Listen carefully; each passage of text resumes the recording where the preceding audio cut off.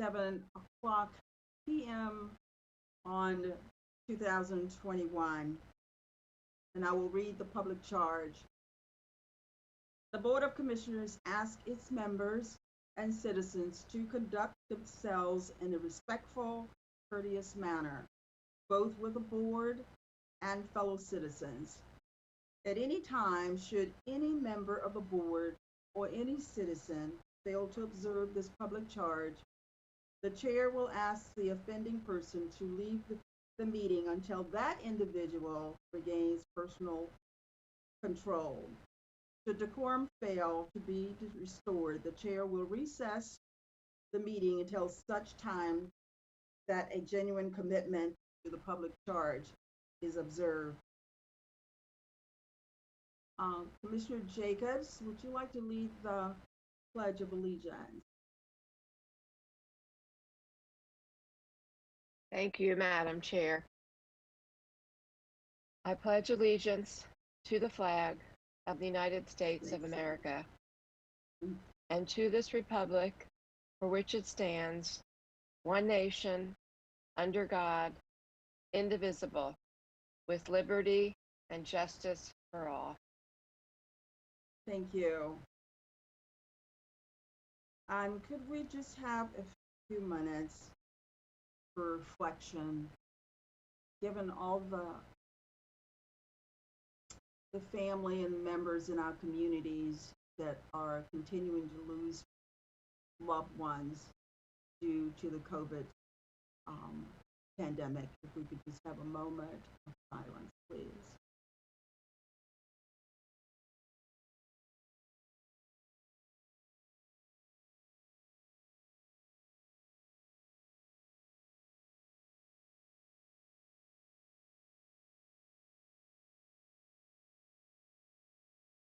Thank you.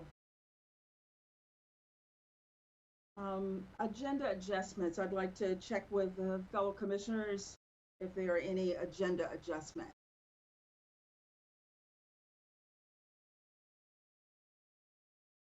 Hearing none, we'll move on with announcements. So tonight, commissioners, our clerk, Monica Toomer, will read the announcements for us. Good evening, commissioners. Our announcements are as follows.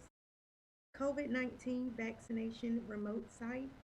Southern High School, located at 800 Clayton Road, has been designated as a vaccination access site. Citizens are reminded that vaccines at this remote site are by appointment only through the Durham County Public Health Appointment Line. Citizens are encouraged to call 919-560-4357 between 8:30 a.m. and 4:30 p.m. Monday through Friday to be scheduled. You may also visit www.decopublichealth.org/COVID-19 vaccines to be scheduled and for additional information. The Durham Community Resource Fair. Job seekers interested in connecting with amazing resources in our community are invited to attend this free virtual event on Tuesday, January 26th from 11 a.m. to 1 p.m. Registration is required, and you can access this by visiting portal.premiervirtual.com, event register job seeker, Durham Community Resource Fair. All websites will also be published on our county website, and they can also be found on our agenda link for easy access. DPS Family Food Distribution, in partnership with Durham County Library and Interfaith Food Shuttle, Porch Durham will distribute pre-boxed, non-perishable foods and fresh produce on Saturday, January 30th from 10 a.m. till 12 p.m. at the Durham County Main Branch parking lot. Welcome Baby Diaper Distribution. Welcome Baby is distributing free diapers, wipes, and toiletries to families on a weekly basis every Friday. Drive-through pickup is available at the Welcome Baby Cooperative Extension location at 721 Foster Street from 9 a.m. to 1 p.m. No appointment is necessary. For additional information, you can contact 919-560-7150 or visit facebook.com/welcomebabydurham.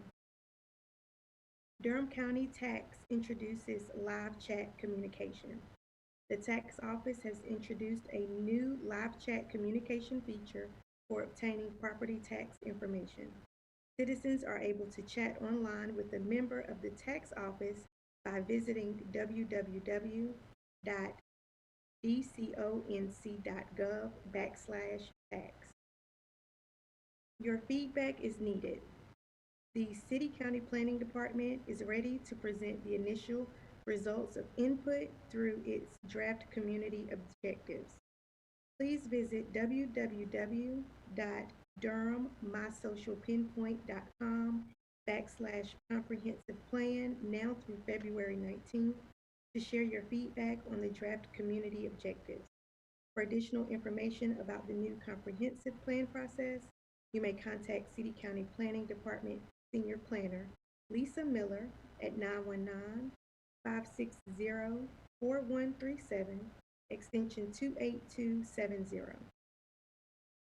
Innovate Durham 2021, a partnership between the City of Durham, Durham County, and Durham Public Schools that allows entrepreneurs to use local government as a laboratory to test products and ideas, is now accepting applications until February 15th, 2021. Please apply online by visiting www.tinyurl.com/Innovate Durham 2021 application. Need help paying your heating bill? Beginning January 2nd through March 31st, the Low Income Energy Assistance Program will open to all Durham County residents. Residents are asked to visit www.epass.nc.gov to view eligible criteria and apply for the program. Durham Pre-K Family Info Sessions. Residents interested in applying for Durham Pre-K should complete the interest form for the Family Info Sessions on February 6, 2021. Families will find out program information, application steps, and much more. 2 sessions will be provided in English at 9 a.m. till 10 a.m. and Spanish 10:30 a.m. till 11:30 a.m. Please visit www.durhamprek.org for additional information and registration. That concludes our announcements for the January 25th meeting. Thank you so much, Monica. That was absolutely wonderful. We appreciate you doing that. We appreciate you for so much. So thank you. Board members, do you have any other announcements? Hearing none. Commissioner Jacobs?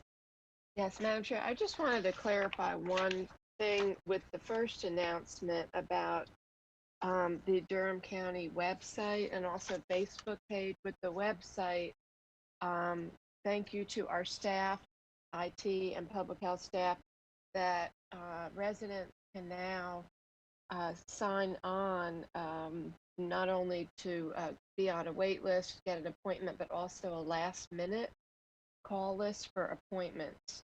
So we've got 3 different options there. I just wanted to highlight. Thank you. Thank you. And our health director will be on a little bit later, and he'll go over those as well. So thank you, Mr. Jacobs. We'll move on to the minutes. The board has before us the January 11th regular session minutes for approval. There was just one correction that I saw. The MLK resolution, I think you have, it was, Commissioner Jacobs was listed as reading that. I think that I read. We could make that correction. Yes, ma'am, we will update that. Are there any other corrections? If none, I will accept a motion for approval. So moved. Seconded. It has been moved and second, moved by Commissioner Burns. Okay, I gotta remember. And second by Commissioner Alam. And the other thing tonight, Commissioners, we're gonna have Monica call the roll. So she's gonna call the names for the votes. Okay, at this time, we'll take a verbal vote on the approval of the minutes. Vice Chair Jacobs, Yes. Commissioner Alam, Yes. Commissioner Carter, Yes. Commissioner Burns, Yes. and Chair Howerton. Yes, All right, the item has been approved. thank you. So we'll move on to ceremonial items. We have one ceremonial item tonight, which is the introduction of our new EMS, our Chief Paramedic, Mark Lockhart. Chief Lockhart joined the Durham County in November 30th of 2020 and has hit the ground running. He is responsible for leading and managing the daily operations of the Durham County EMS system. His responsibilities also include planning, clinical affairs, and professional development for the EMS team. I will ask Jim Groves and Jody Miller for further comments or remarks before we turn it over to Chief Lockhart for comments.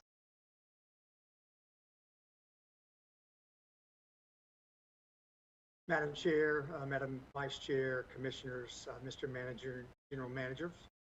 My name is Jim Groves. I am your Office of Emergency Services Director. And it's my distinct pleasure to be able to introduce to you Mark Lockhart. Mark came to us most recently from the state of Wisconsin, where he ran their state program over there. We are so fortunate to have him on our team, and he is already like you said, Madam Chair, hit the ground running. His leadership presence and his ability to help staff navigate through our operational opportunities is very, very evident. So really happy to have him and happy to introduce him to you. So Mark. Thank you, Jim, and good evening, everyone. I appreciate the opportunity to be with you this evening and just to have a minute to say hello. As Jim mentioned, I relocated to North Carolina from Wisconsin. Prior to that, had served in Virginia, and prior to that was in the St. Louis area, which is where I am from originally. My first exposure to Durham was in 1986 when I taught a class at Durham County EMS with Kevin Wilson at that time, and have been impressed with the organization since then. So the opportunity to come back and lead this exceptional group of women and men was one that I just simply could not pass up. So I thank you very much for allowing me the time to say hello this evening. Please know the hard work that these women and men are doing each and every day. I certainly appreciate it. I know you do as well. And we look forward to continuing to move forward. Well, thank you so much again, Chief Lockhart, for joining us and joining Durham County government. We're fortunate to have you and as part of our team here. So thank you for choosing Durham. Comments from other commissioners? Okay, Commissioner Jacobs. I just wanted to also welcome you, Mark. We're glad to have you, and Durham, especially during this time, the work that our paramedics and our first responders are all doing. And I get to work closely with some of the paramedics and Helen Lab with our Durham County response to substance and medication misuse. So I'm excited about your involvement with that program as well. Thank you. Thank you. Just say welcome aboard. Thank you. Okay, anyone else? All right. So that leads us down to our consent agenda. Mr. Manager, you want to walk us through these items? So, Madam Chairman, I think let me get there. Items 005 is essentially the board approval of the landscape manual for Durham revisions. Item 0022 is the consideration of the allocation of economic development funds for Tashna gene therapies. Item 0036 is a request to appoint a special board of equalization and review for 2021. Item 0037 is an extension of the 2021 listing period for our business personal property tax. Item 0040 is the additional funding for the Hope Learning Centers. Item 0048 is a property tax release and refund report for the month of December 2020. Item 0068 is the Juvenile Crime Prevention Council appointment. Item 0071 is a budget ordinance amendment. We're appropriating $950,000 of general fund balance to support funding the $15 an hour for DPS classified employees. And Madam Chairman, that concludes the consent agenda. Thank you so much, Mr. Manager. If we could have a motion to approve the consent agenda. Madam Chair, I motion to approve the consent agenda. Okay, and we need a second. Second.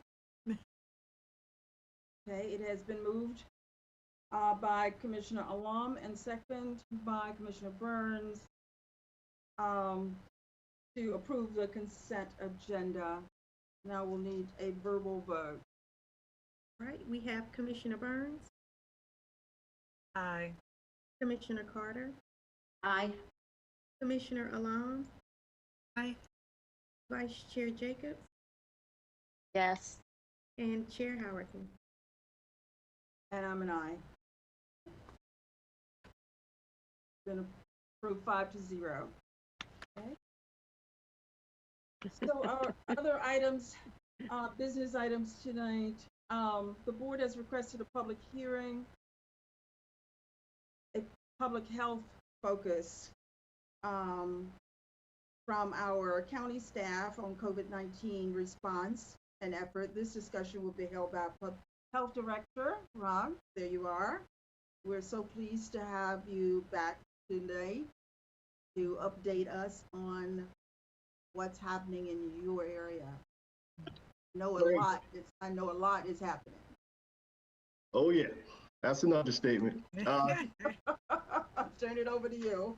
Good evening, Madam Chair and members of the board, and as I always do, and of course, County Manager and General Management staff, we certainly thank you all, as we always do, for your support in our COVID-19 efforts. And I hope to give you at least 10 to 15 minutes, preferably a 10-minute update, and then open it up for questions as it relates to our COVID vaccination and all that we have going on with COVID.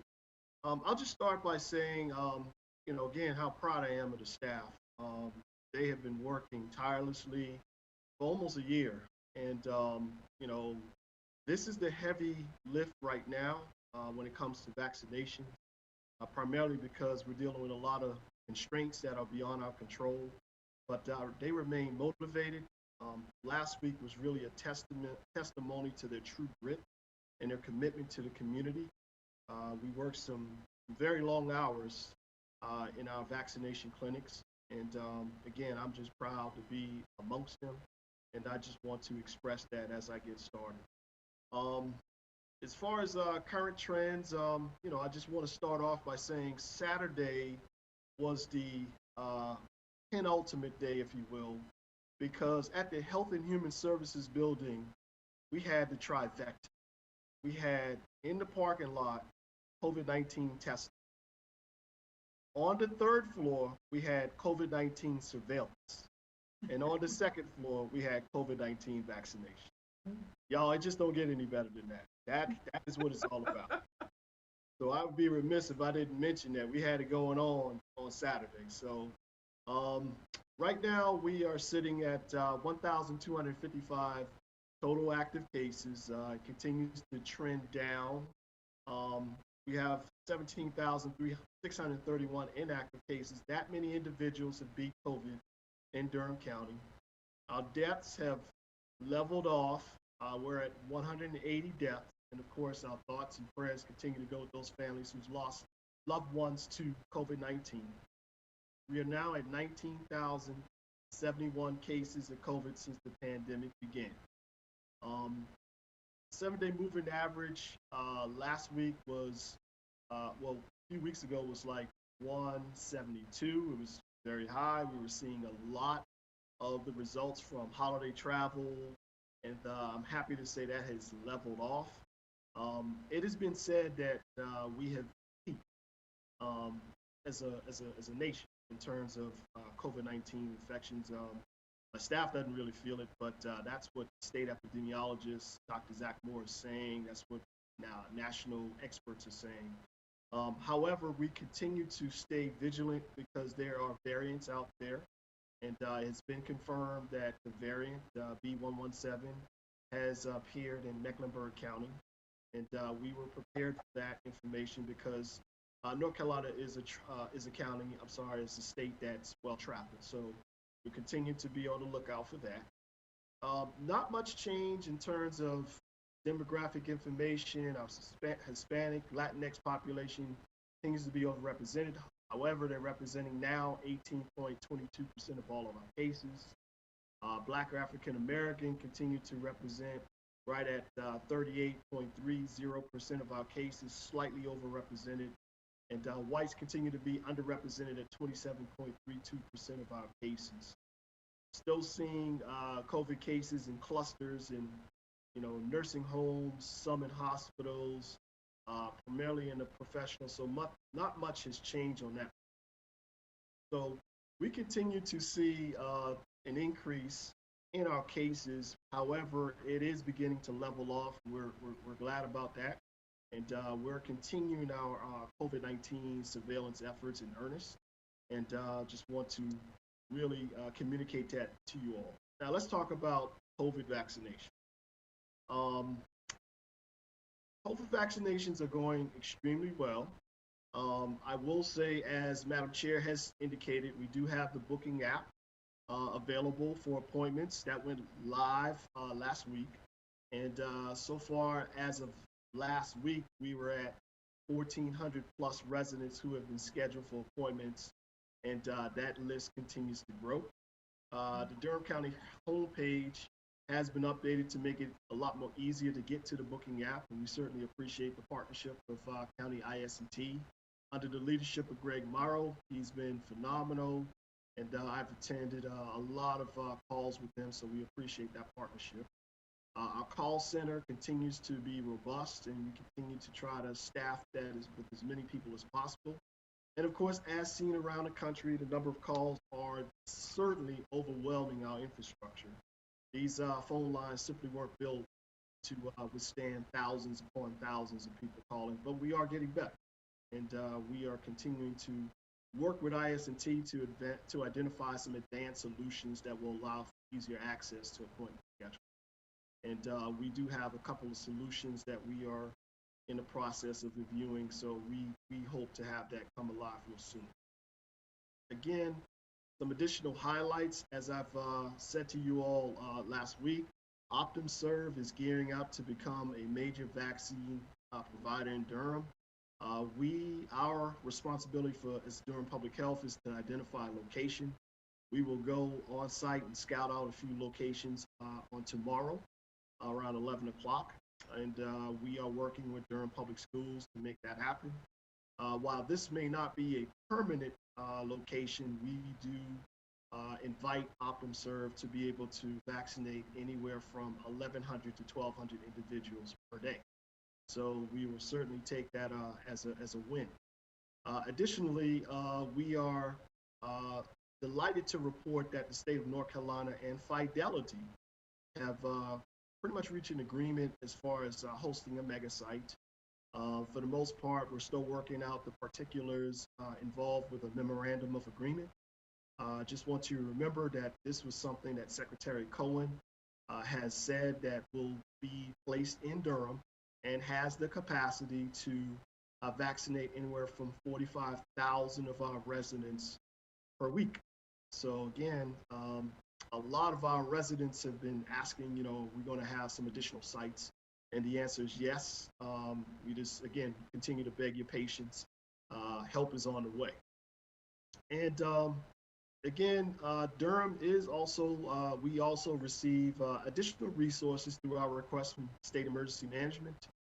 We did receive approximately 5 individuals this morning who came to help our efforts, anywhere from vaccinations to data management to just helping with crowd control. We are certainly appreciative of that. And as reported through press conference last Thursday with the North Carolina National Guard, we have 12 North Carolina National Guardsmen who are with us. 2 are permanent vaccinators, and the other 10 are doing data management with our COVID vaccine management system. And that is continuing to go well. I'm proud to report that we are actually on real time. So there is absolutely no backlog. As soon as we get people in, they get the paperwork, they come around periodically, grab the paperwork, enter it into the CVMS system. It is certainly working like a well-oiled machine, and I am so delighted to really say, as a former National Guardsman, how proud I am to be working in concert with the North Carolina National Guard. We also have, again, since vaccines have been made available to my commissioners, that was December 21st, we have vaccinated approximately 4,100 of our residents and individuals from neighboring counties. I do want to stress that we are getting an influx of people from neighboring counties. Again, this is a vaccine without borders, and we welcome them. They schedule an appointment. We'll do our best to oblige. And a lot of it is really determined upon individuals who really determining when they can get the appointment the quickest. And as of last week, Durham has been it, and we've gotten a lot of people from neighboring counties. We've also transferred approximately 5,425 doses to our community partners. I just want to really take a point to say this was encouraged by the North Carolina Department of Health and Human Services, and the majority of that 5,000 certainly went to our partnership with Southern High School, with our partnership with Duke, and that is going extremely well. Our responsibility is to serve as the master scheduler, so we schedule our residents for that site, and then we also provide the vaccine for that site. So again, we are delighted that partnership continues to go well. A bit about future allocations, and there's been some information in the media, and I definitely want to report to my governing board to let you all know that an increase in demand has occurred really at the same time that the federal government, in between administrations, the federal government and manufacturers are finally, really coming clean and saying that current inventory and production capacity are insufficient for first dose supplies. And we did hear that Moderna and Pfizer were a little bit behind, and there are some supply chain issues, and it was to be expected. However, we were directed by the governor and secretary to really, ramp up our operations and exhaust all first doses by 5 o'clock today. And I will say that we have accomplished that, and we took what we're supposed to do. And unfortunately, some counties did not receive allocations of first doses. We've heard that from Orange County. We've heard that from a number of different counties, not to drop names or anything, but press releases have gone out. I'm proud to report that Durham County has enough first doses to take care of our residents this week. There was a conference call this afternoon with Secretary Cohen and Director Sprayberry to really chart the path forward. And for the next 3 weeks, we have been all but guaranteed to receive vaccines here in Durham. Tomorrow we will find out exactly how much it is. But we will shift our strategy accordingly. But rest assured, we are doing all that we can to make sure that vaccine comes. It's one thing for me to say we have these partnerships coming up, and then it's another thing to say we're not exactly certain about our vaccine. I did have a conference call at 5:30 with the Department of Public Health and DHHS leadership to really appeal Durham's case. Saturday, I crafted a letter just really explaining what all we're doing, all the great things we're doing. And I actually, in the absence of an appeal process, I just made an appeal. They heard it, and they heard me out, and they just said, no, we're not going to shortchange you. We're going to, boost up your allocations to serve our Optum, because those vaccines are going to come from us, and we'll store it and manage it. And then, they said, we do recognize that you have a great partnership with Duke, so we're going to take all of that into consideration. So to be determined as to what allocation we receive.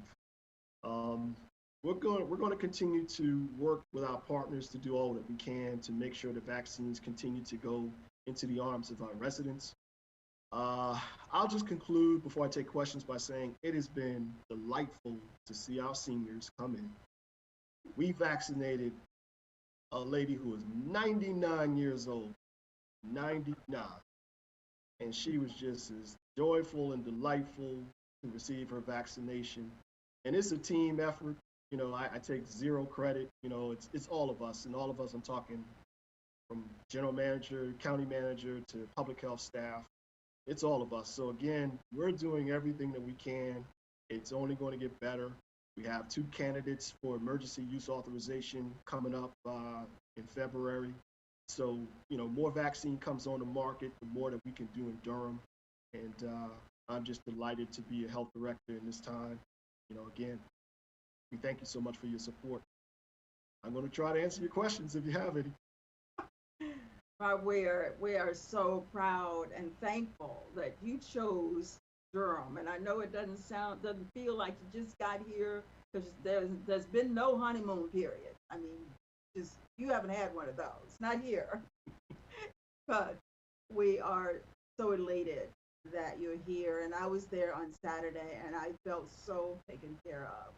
From the moment I hit the door until you sent me on my way. So I just want to say thank you for all the work you're doing right now, and open it up for my commissioners to ask questions. Commissioner Alum. Thank you, Chairwoman. I want to thank and give a shout out to our Director Jenkins and General Manager Pierce, who we've gotten several residents who've expressed frustration with, we're trying our best, and all of our team members are trying their best to up this process to get the vaccine out. And they've personally gone out of their way with everything already on their plate to address resident concerns. So I just want to give a shout out for being amazing in this entire pandemic and this really tough time, for continuing to prioritize people and giving that personal touch that's so important right now when all of us are social distancing and living through a stressful time. Thank you. I also I had seen an article this morning or sometime today that I think to build the community's trust around the vaccine, and to be Director Jenkins, you may have more information on it, that the Moderna vaccine, Moderna had released that only 10 out of the 4 million people who've received the vaccine have had any side effects or have reported side effects. So this is a really safe vaccine. Both of the vaccines that have been released are very safe and effective in doing their job. Yes, ma'am, and thank you so much for your warm comments, and we appreciate your leadership. But particularly, what can I say about my go-to general manager, Joanne Pierce, is awesome. And she has been with me lockstep, long nights, emailing back and forth just to make sure that we can address those things. But you're right, and I have taken up residence in the vaccination clinic, as some of you well know. and just really to be on the pulse of the action. And Commissioner Lum, you're absolutely correct. I mean, there's been very, very few situations in which there's been certain reactions. You know, all of last week, I think we may have had 2 scares, but it really was pre-existing situations. You know, somebody didn't eat before they came, or somebody's sugar went down prior to even getting the vaccine. So, you know, again, it's safe. We're continuing to do all that we can, Commissioner Lum and other commissioners, to spread great information about the vaccine, as far as just going to have, you know, availing ourselves to, you know, different groups to speak about the vaccine, and really giving personal testimony about, you know, what I went through as a Black man, as far as getting the vaccine and everything, and so far, so we appreciate your comment. Commissioner Burns? I just, I know the public probably thinks, why are we piling on so much love and praise to Rodney Jenkins? If for no other reason, we need to pile it on because he didn't even have time to shave today. Because I don't remember you having that beat the other day. So this brother has not shaved. So I mean, his wife, like, I know he's gonna get me later. But just to add a little bit of levity here, I'm not an emotional person, but when I think about the way in which we get emails from everybody, and I do mean everybody at all hours of the night, and the way that I know Commissioner Jacobs, Commissioner Carter, myself, and Commissioner Law and Commissioner Howard have so many questions for y'all, even after y'all have given us facts, knowledge. Y'all will say, okay, we'll explain it again.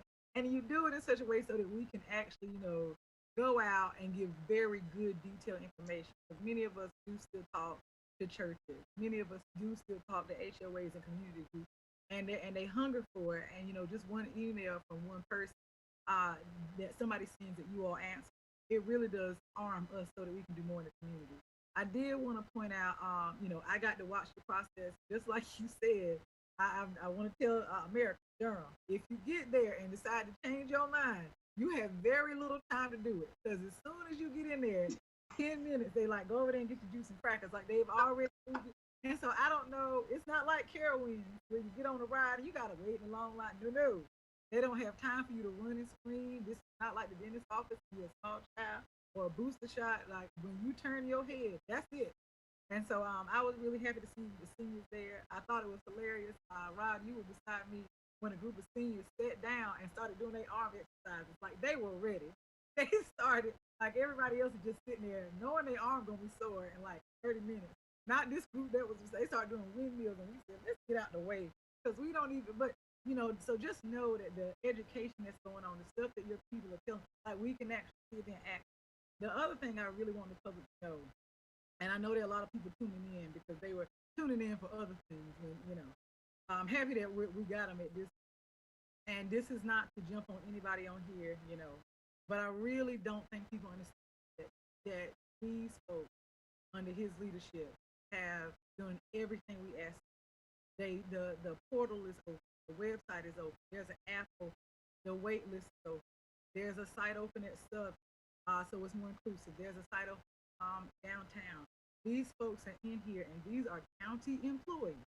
I know a lot of times people don't think that a lot of people say they care about labor. If you care about labor, you care about all of it.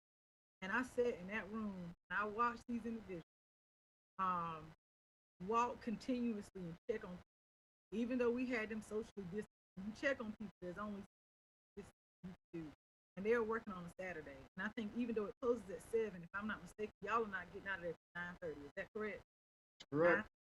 And so that's a very long day. So you have to be there before everybody else and leave after everybody else, because what we don't want is to have this stuff broken into. We don't want things to be missed. Then you working on Saturdays, and you're working on the weekends. And Mr. Jenkins, I don't even want to say Rod, is sitting in the back of that room watching his folks. He could be at home. That is a true servant leader, because he doesn't want his flock there and he's not there. And that's real leadership. And I'm throwing it all out there. Everybody wants the vaccine. Everybody wants to push, but nobody thinks that these people serve hazard. So this isn't a public service announcement. I just want you to know they are grinding their gears 15, 20 hours a day to make sure that we have everything that we possibly need 7 days a week. And I want you to start viewing them as labor too.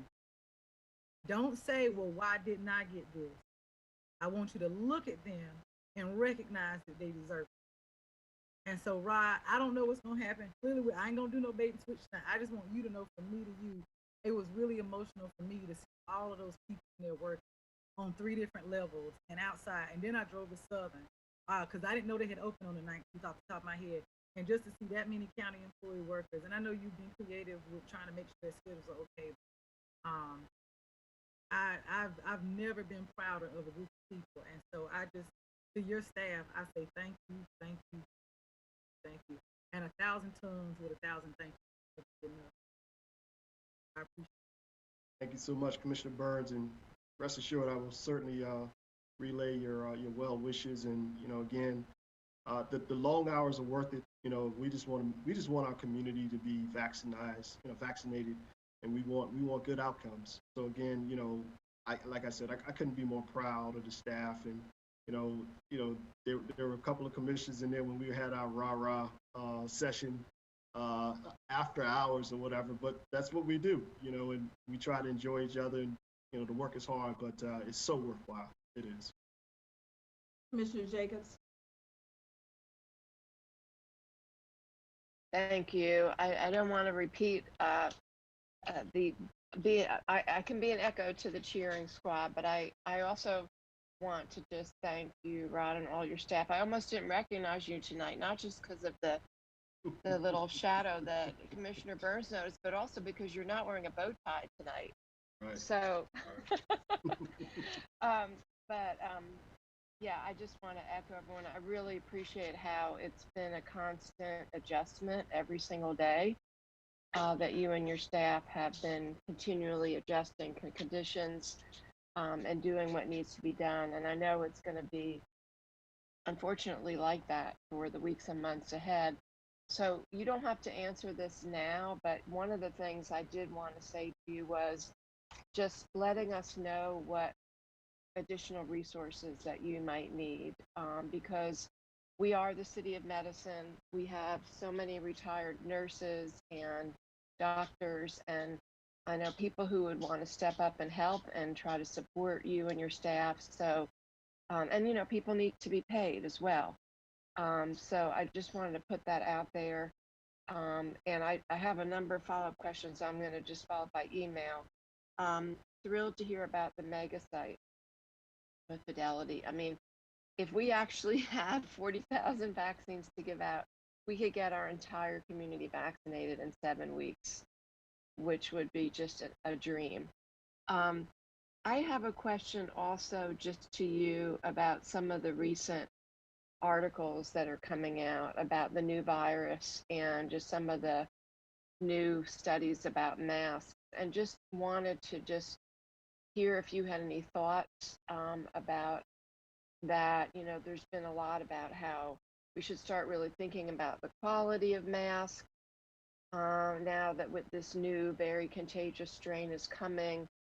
Do you feel like at some point you may put out new guidelines for our community related to that? Some they're talking about wearing double masks. And then also related just to this new strain, we're going to have to really be careful over the next few months because of how contagious it is, and whether you all may end up having some recommendations about that as well. Sure. I think I'll start off with the mask. Again, we have seen different articles about double masking and, preferential treatment toward N95s and everything. Again, we certainly want people to, again, wear the mask that makes them most comfortable. But again, we have been a leader in mask mandating. And, I do credit the former chair. Again, she was really jumping up and down and really passionate about it. And I think that was certainly a win for us as a county. And we quickly became the envy of other counties to where they're asking us how we did it. I will also say to the board that, again, we still want to continue to get our residents to double or triple down on the 3 Ws. But again, the mask wearing is where it's at. I expect to receive more guidance about masks from the state, particularly state epidemiologist, Dr. Zach Moore, because it's becoming such a raging topic. So, again, more to come. As far as variants are concerned, I am very concerned about it because now that it's here and we know it's here, it's only a matter of time before it really spreads.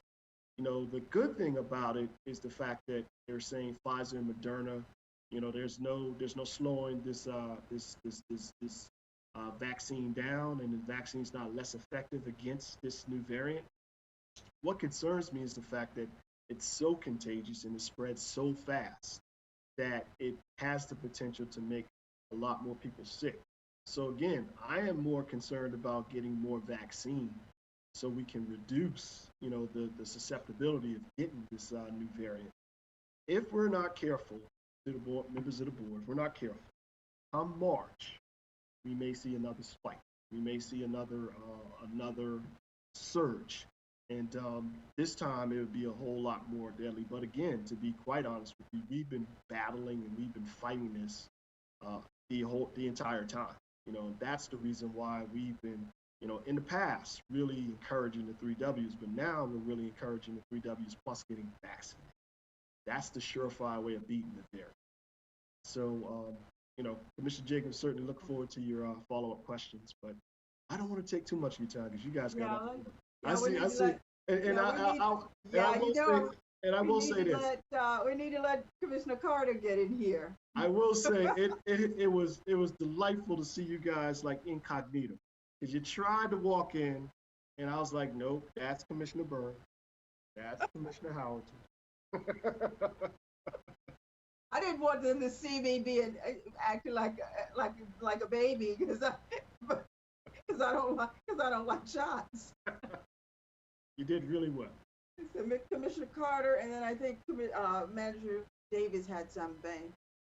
Thank you, Madam Chair. Thank you for allowing me a few minutes to pile on here the praise. So well deserved. Rod, I remember when you were giving, I think, the first press conference when COVID was new and you were very new. And I remember that the chair of the Board of Health at the time, I had worked with him some, took me aside and said, we are so lucky in Durham that we got Rod Jenkins to be our health director. And boy, have his words laid out to be true. I just really want to say how much I appreciate your strong leadership and the commitment of your team and your commitment to your team.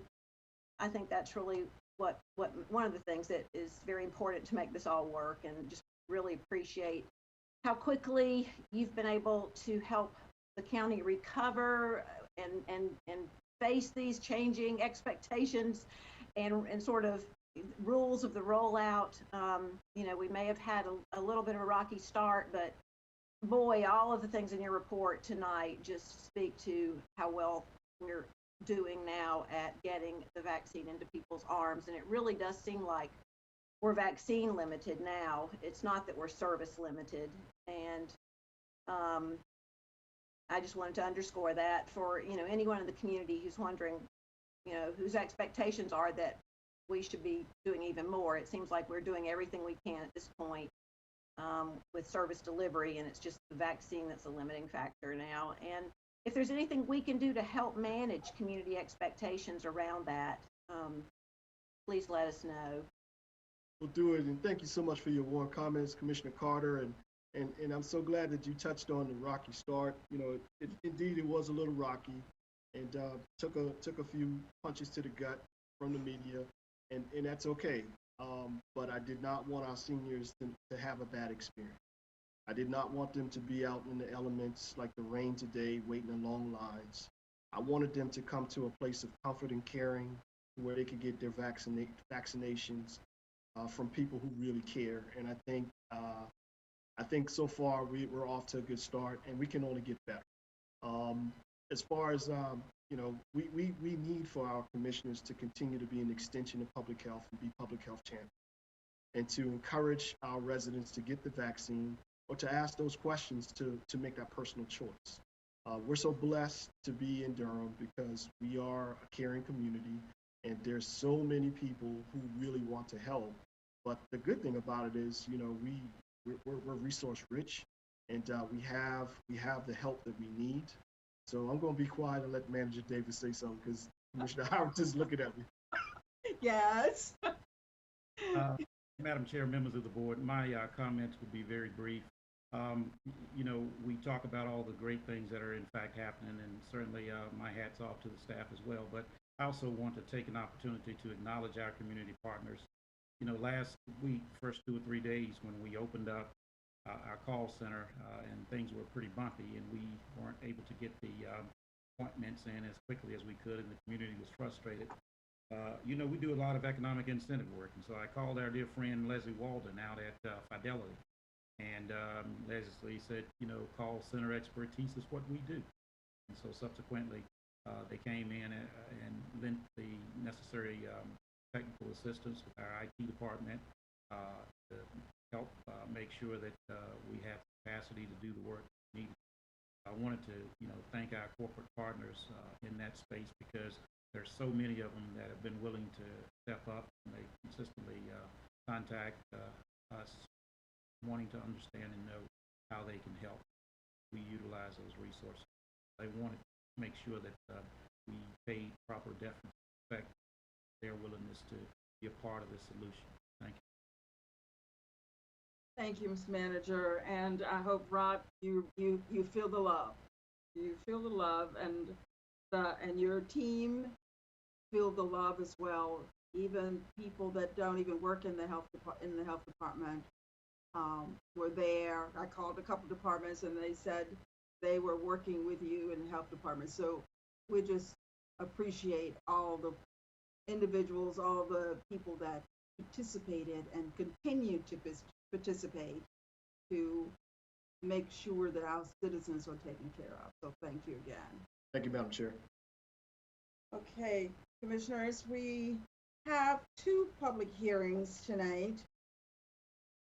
The first one, the first public hearing is item 20043, Unified Development Ordinance Text Amendment.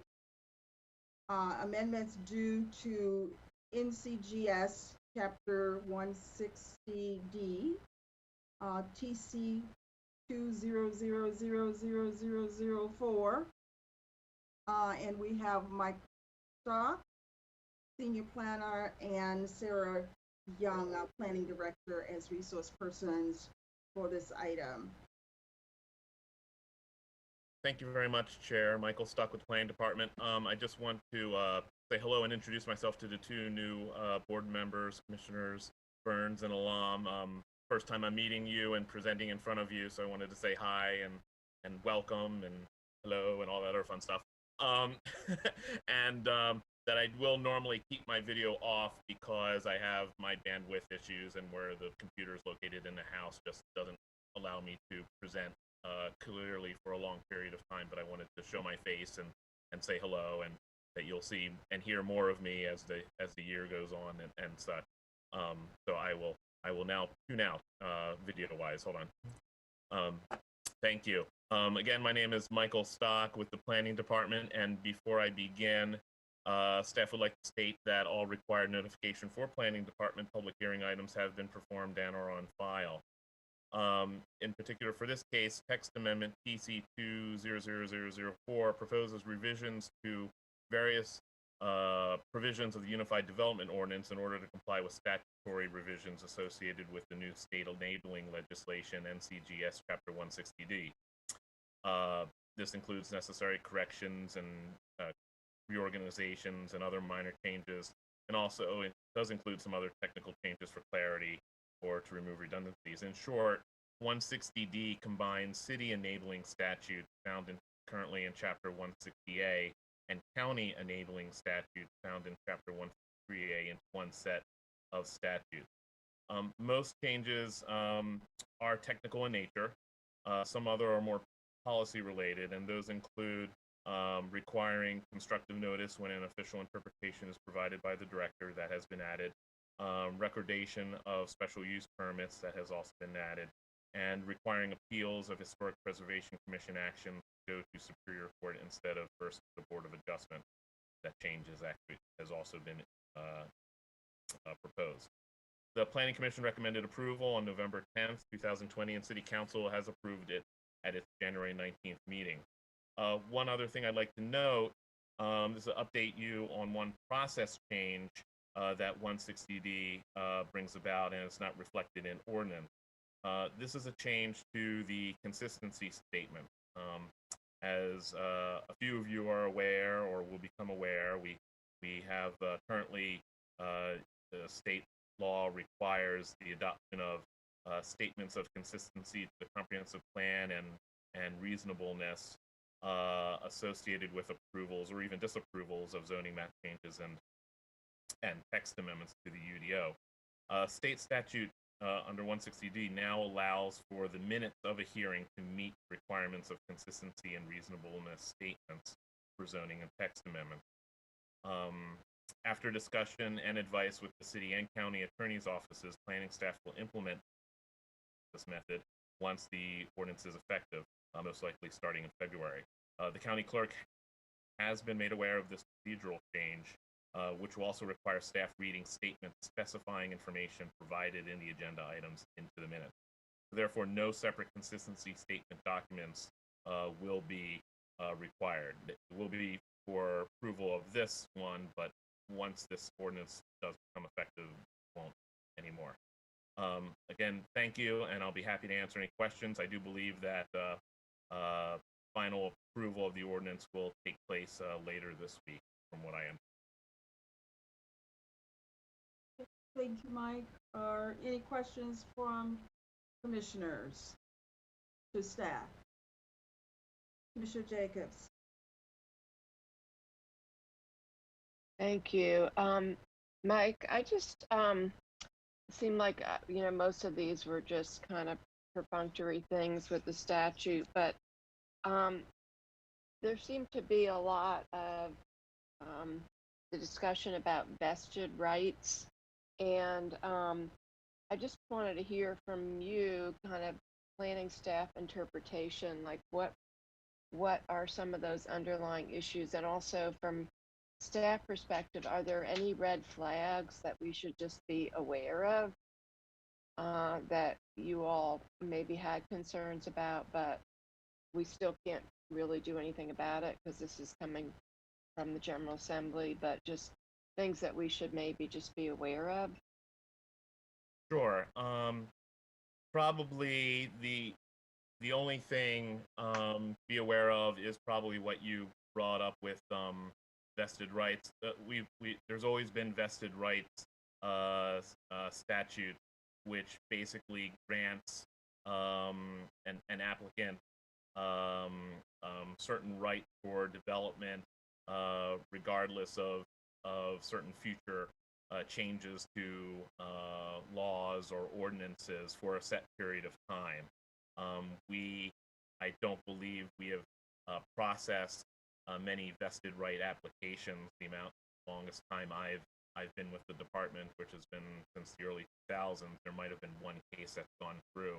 The changes that are noted in the ordinance before you reflect the changes in state statute that kind of expand the idea of vested rights to what's called permit choice, and which allows applications that come to the planning department certain vesting under certain maybe even past rules of for zoning or other regulations based upon when they submitted other applications like a grading permit or something like that, so where an applicant can choose which ordinance to come in under. That's about as clear as I can, clear as mud as I can explain it, but it does expand. In short, it does expand the ability to vest, not just through a site-specific vesting plan, which the past statutes and the current statutes still allow for, but also simply an administrative determination of say the permit choice application. That's probably the biggest kind of change, and actually a lot of the permit choice was in effect even before the 160D combination. They kind of made some changes to it and lumped it in with the vested rights statute. Otherwise, I'm not aware of anything off the top of my head or reading through it that is anything major concerning. I think some of the changes that I listed off in my introduction go to more transparency for certain decisions, and also process improvements for like appeals and such, and removing a board in the appeals process that really doesn't have a good understanding of historic preservation procedures and make it consistent with other appeal processes. So I would say you're right, it's pretty perfunctory for the most part. The process change that I indicated for consistency statements, that was seen by both attorneys' offices as a great way to go. So that's also an improvement. I know City Council always was never terribly into doing the consistency statements. I shouldn't say into, but it's just an additional procedure that can often trip boards up, not just City Council, but even Board of Commissioners at times unnecessarily. So that is a process improvement, we think. So that's all I really have to say on it. It's a good point to bring up. Okay, thank you so much, Michael. That was helpful. And the limitation on the vesting rights with the development plan is 2 to 5 years. Is that right? For a site-specific, yeah, that hasn't Site-specific, changed okay. For that, and that would require a governing body approval. The other categories of vested rights that 160D discusses is more of an administrative permit choice type vesting. Okay, thank you so much. That was helpful. Any commissioners, are there any additional questions for staff before I open public hearing? Commissioner Burns? Well, I was just gonna say thank you for giving us this kind of high level presentation. You hit it with Commissioner Jacobs' question. You kind of followed up, but I did look at the Planning Commission comments, and it said, "Wow, there's a great deal to criticize in the new statute." You've kind of listed some of those, even though they voted for 13-1, and we have to, lean on the general statute. I would only ask if there is something that pops up, whether it be policy-wise, that might potentially be a stumbling block for us. I would hope that, we could email you or invite you back, because again, I know she talked about vesting. I know we talked about policy and additional paperwork and things going to Superior Court, and that's enough of its own.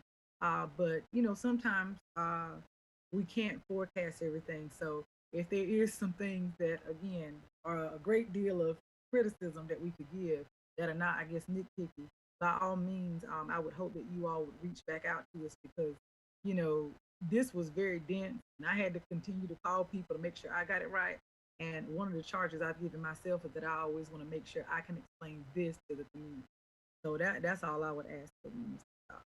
Absolutely, and I don't blame you for believing it's very dense. It took me a while to go through it too, and it definitely wasn't just me doing it. I had a lot of other brains involved, and obviously consulting the city and county attorney's office. We're a joint jurisdictional department, so we get everybody involved, and sometimes it's just, we try to make it as clear as possible, and sometimes we can just do as best as we can with technical legal jargon. But yeah, if there's questions, more than with things, please reach out to us. We always, other commissioners who have been on the board for a while are familiar with the omnibus text amendments that we bring to you on an annual or semi-annual basis for clarifying how our ordinances read, or updating them in a more technical manner, or trying to make them function better or reflect interpretations better, that kind of thing. So we're always open to suggestions. We go through the Joint City County Planning Committee with these also, so commissioners and city council members get a preview before public hearings are initiated on these items. Commissioners Howerton and Jacobs are familiar with that too, and I don't know which other commissioners are joining JCCPC now. And we also, and Sarah knows this too, Sarah Young, our director, we often get questions from the manager's offices about legislative items that we want our legislative contingent folks in the state to address if there's an issue that we see in state statutes that Durham wants to kind of tackle or see changed or something. We bring those items to our delegates also. And I guess on an annual basis too, we're happy to contribute to that too. So we try to stay involved. We try to be responsive as much as possible. But it's always as clear as mud, isn't it? So sometimes it's as clear as mud, and we do the best that we can. And sometimes we just do the best that we can. Yeah. Yeah. Well, thank you, Mike. So I will now open the public hearing and have the clerk acknowledge any callers on the line or read any comment received. Good evening, Commissioners. We did not have any citizens request the call-in information, nor did they send emails pertaining to this public hearing item. Okay. Do we have any other comments by commissioners? Not seeing any. I would like to close the public hearing. Due to virtual meetings, the new rules requires all public hearings to remain open for 24 hours to allow time for additional public comments. This meeting will reconvene on January 27th at 9 a.m., at which time a vote will be considered. The second public hearing is item 20. Madam Chair, if you will, just announce that you're closing the public hearing for tonight. And then tomorrow, you get 24 hours after tonight's meeting to submit additional public comment. So just close the public hearing. Okay, I said I will close the public hearing. Okay, thank you. And then I read the rest of the statement. You need me to read it again? No, you're good. Okay, thanks. All right, the second public hearing is item 20. What's that number? Let's see, where's my number here?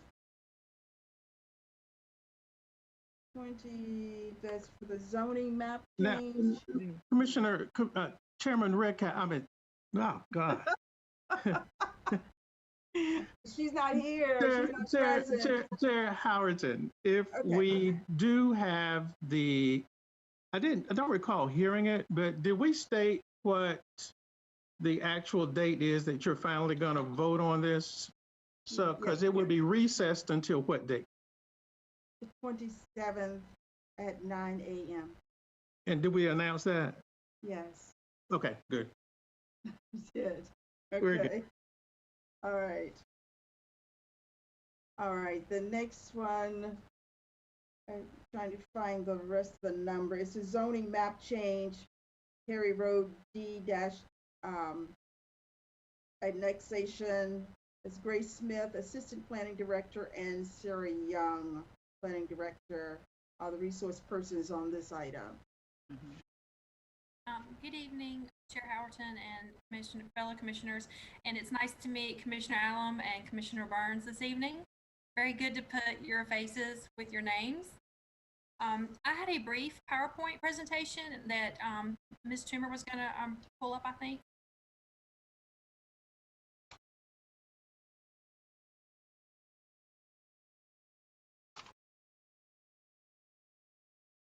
Okay. Again, I'm Grace Smith. I'm with the City County Planning Department, and I'm going to do a very brief presentation about the Terry Road de-annexation zoning map change. Next slide.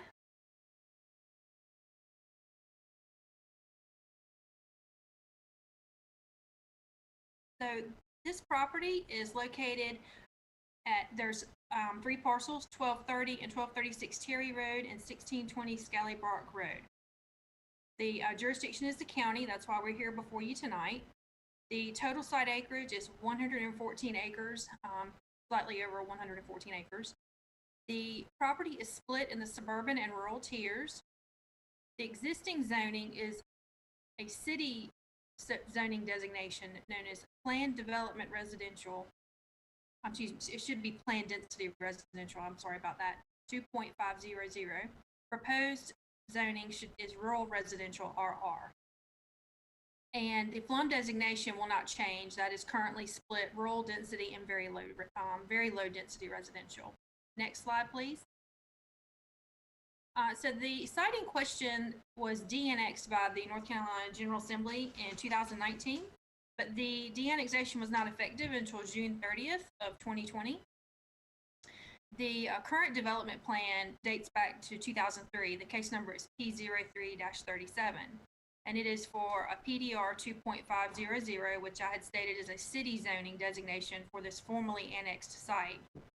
The site cannot be developed at this density, the PDR 2.500, because there is no, there's absence of city water and sewer. There's no utilities that have been extended to this property.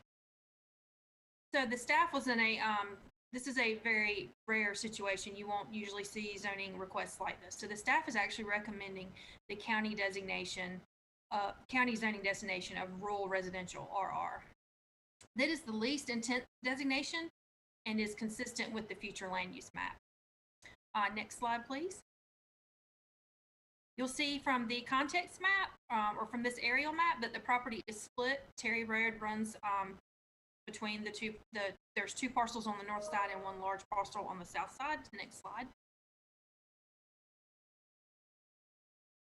And this is the zoning context. It shows that the blue is now PDR and we're proposing RR, which is the same as all of the property that is situated around these parcels. They're all currently zoned rural residential. Next slide, please.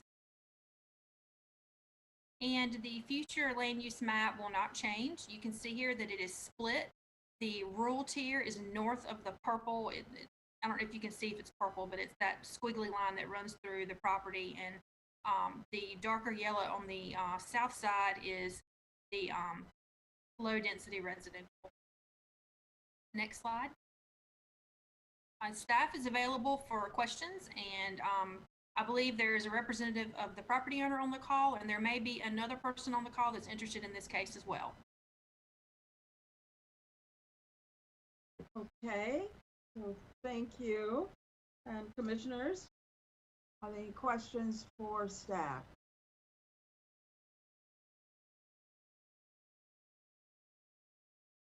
Seeing none, I will.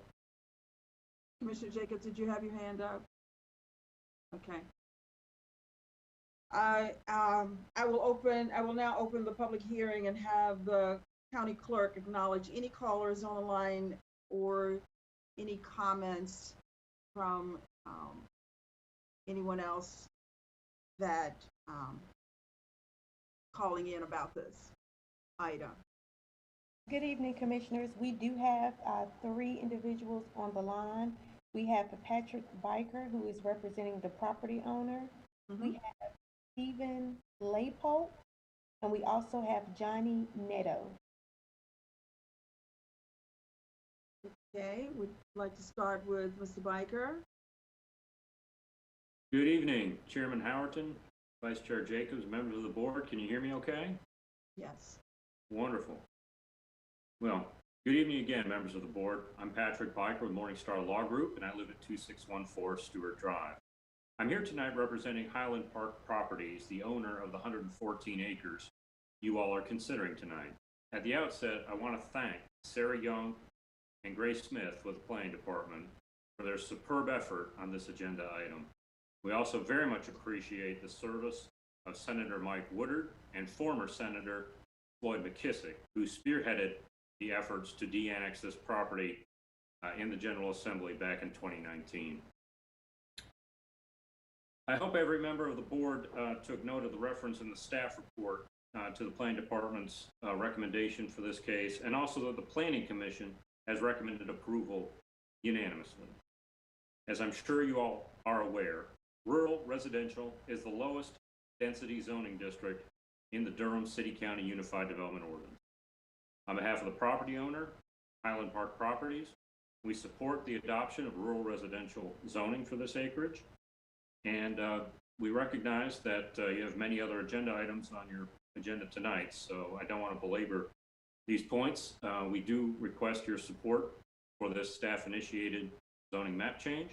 I'll be happy to answer any questions. And again, on behalf of our team, we very much appreciate your time tonight. Happy to answer any questions. I understand you'll be able to vote to approve this on Wednesday morning, along with the text amendments that Mr. Stock presented just a few minutes ago. Thank you for your time. Thank you, Patrick. Any other comments?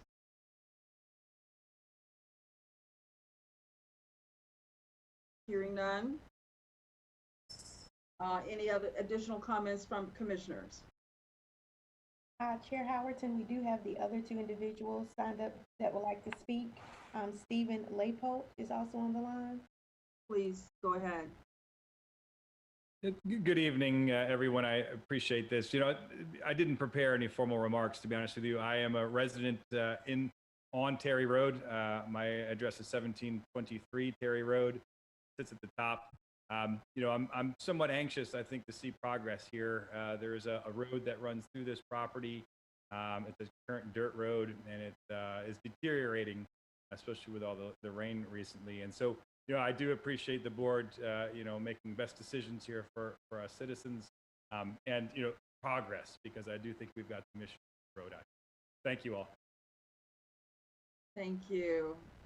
And you said there was one other person on the line? Yes, ma'am. Lastly, we have Johnny Neto on the line.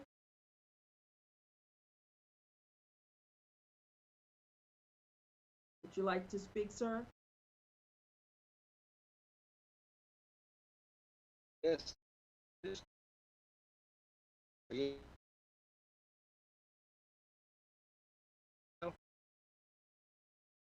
I'm on, I guess not. Can you hear me? Barely. Can you hear me now? No. It's a little bit Barely? better. Yeah, go ahead.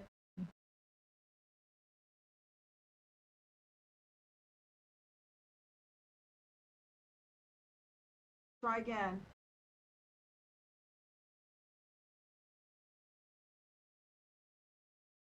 It looks like he's from the line, Chair Howerton. I do have his email address, so if he does not come back in the next few moments, I could just reach out to him and ask him to provide his comments via email, and I could provide those to you guys prior to your vote on Wednesday. Okay. All right. Thank you. Thank you, Madam Clerk. Any other comments from commissioners? Commissioner Jacobs? Well, thank you, Madam Chair. And I just have to say that this is a historic actual agenda item, because we do not usually have zoning changes come before the Board of County Commissioners anymore. We usually now all of our rezonings and annexations go directly to the city. So this is actually very rare that we would have something like this come before us. And I just want to, I'm in support of this, but I also want to say that I'm in support of what the applicant has, at least the planning staff alluded to, the possible use of the Durham's conservation subdivision ordinance for the future use of this property. And so I don't know if Mr. Johnny, who I'm sorry we didn't get to hear from, and maybe he's giving us proof of how we need to improve broadband out in the more rural areas of the county.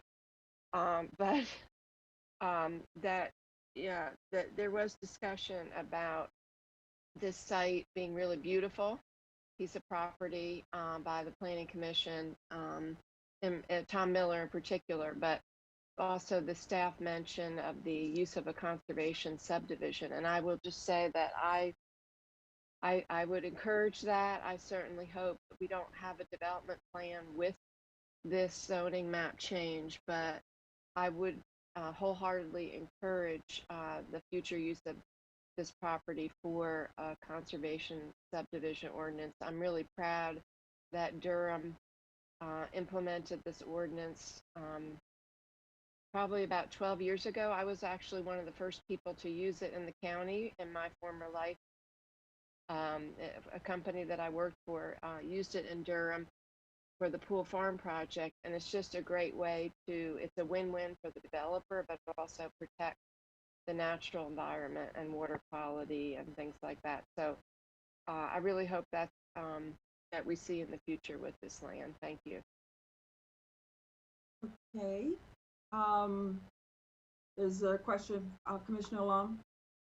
I just wanted to make a quick comment. I see that Joni's still on the line. Maybe if he turns off his camera and just uses his audio, his signal may be better for us to be able to hear him.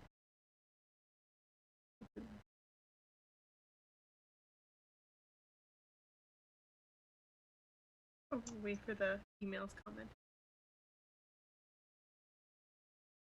Great suggestion. Good try. And I'm happy you yeah, caught that's him. Yeah. right. She saw him. That's right. Okay. So I will close the public hearing. And due to virtual meetings, the new rule requires all public hearings to remain open for 24 hours to allow time for additional comments. So if Mr. Johnny has comments, he can make sure that we receive those. The meeting will reconvene on January 27th at 9 a.m., at which time a vote will be considered. So those are our public hearings. Thank you very much. Good night, everyone. Thank you. Good night. Miss you guys. So now we have a discussion item, commissioners. We have one item before us tonight, 21056, fiscal year 2021 financial update. The General Manager Claudia Hager will lead this discussion. We also have Susan Kasar, our CFO, Steve Lang, our Budget Director, staff for the agenda item, and I believe County Manager would like to start this conversation off. Thank you, Madam Chairman. Before the staff gets started, I just got some clarifying points I essentially would like to make, and then we will get right into the financial reconciliation and our update. Last Friday, I was made aware of a petition that was occurring related to the $15 an hour.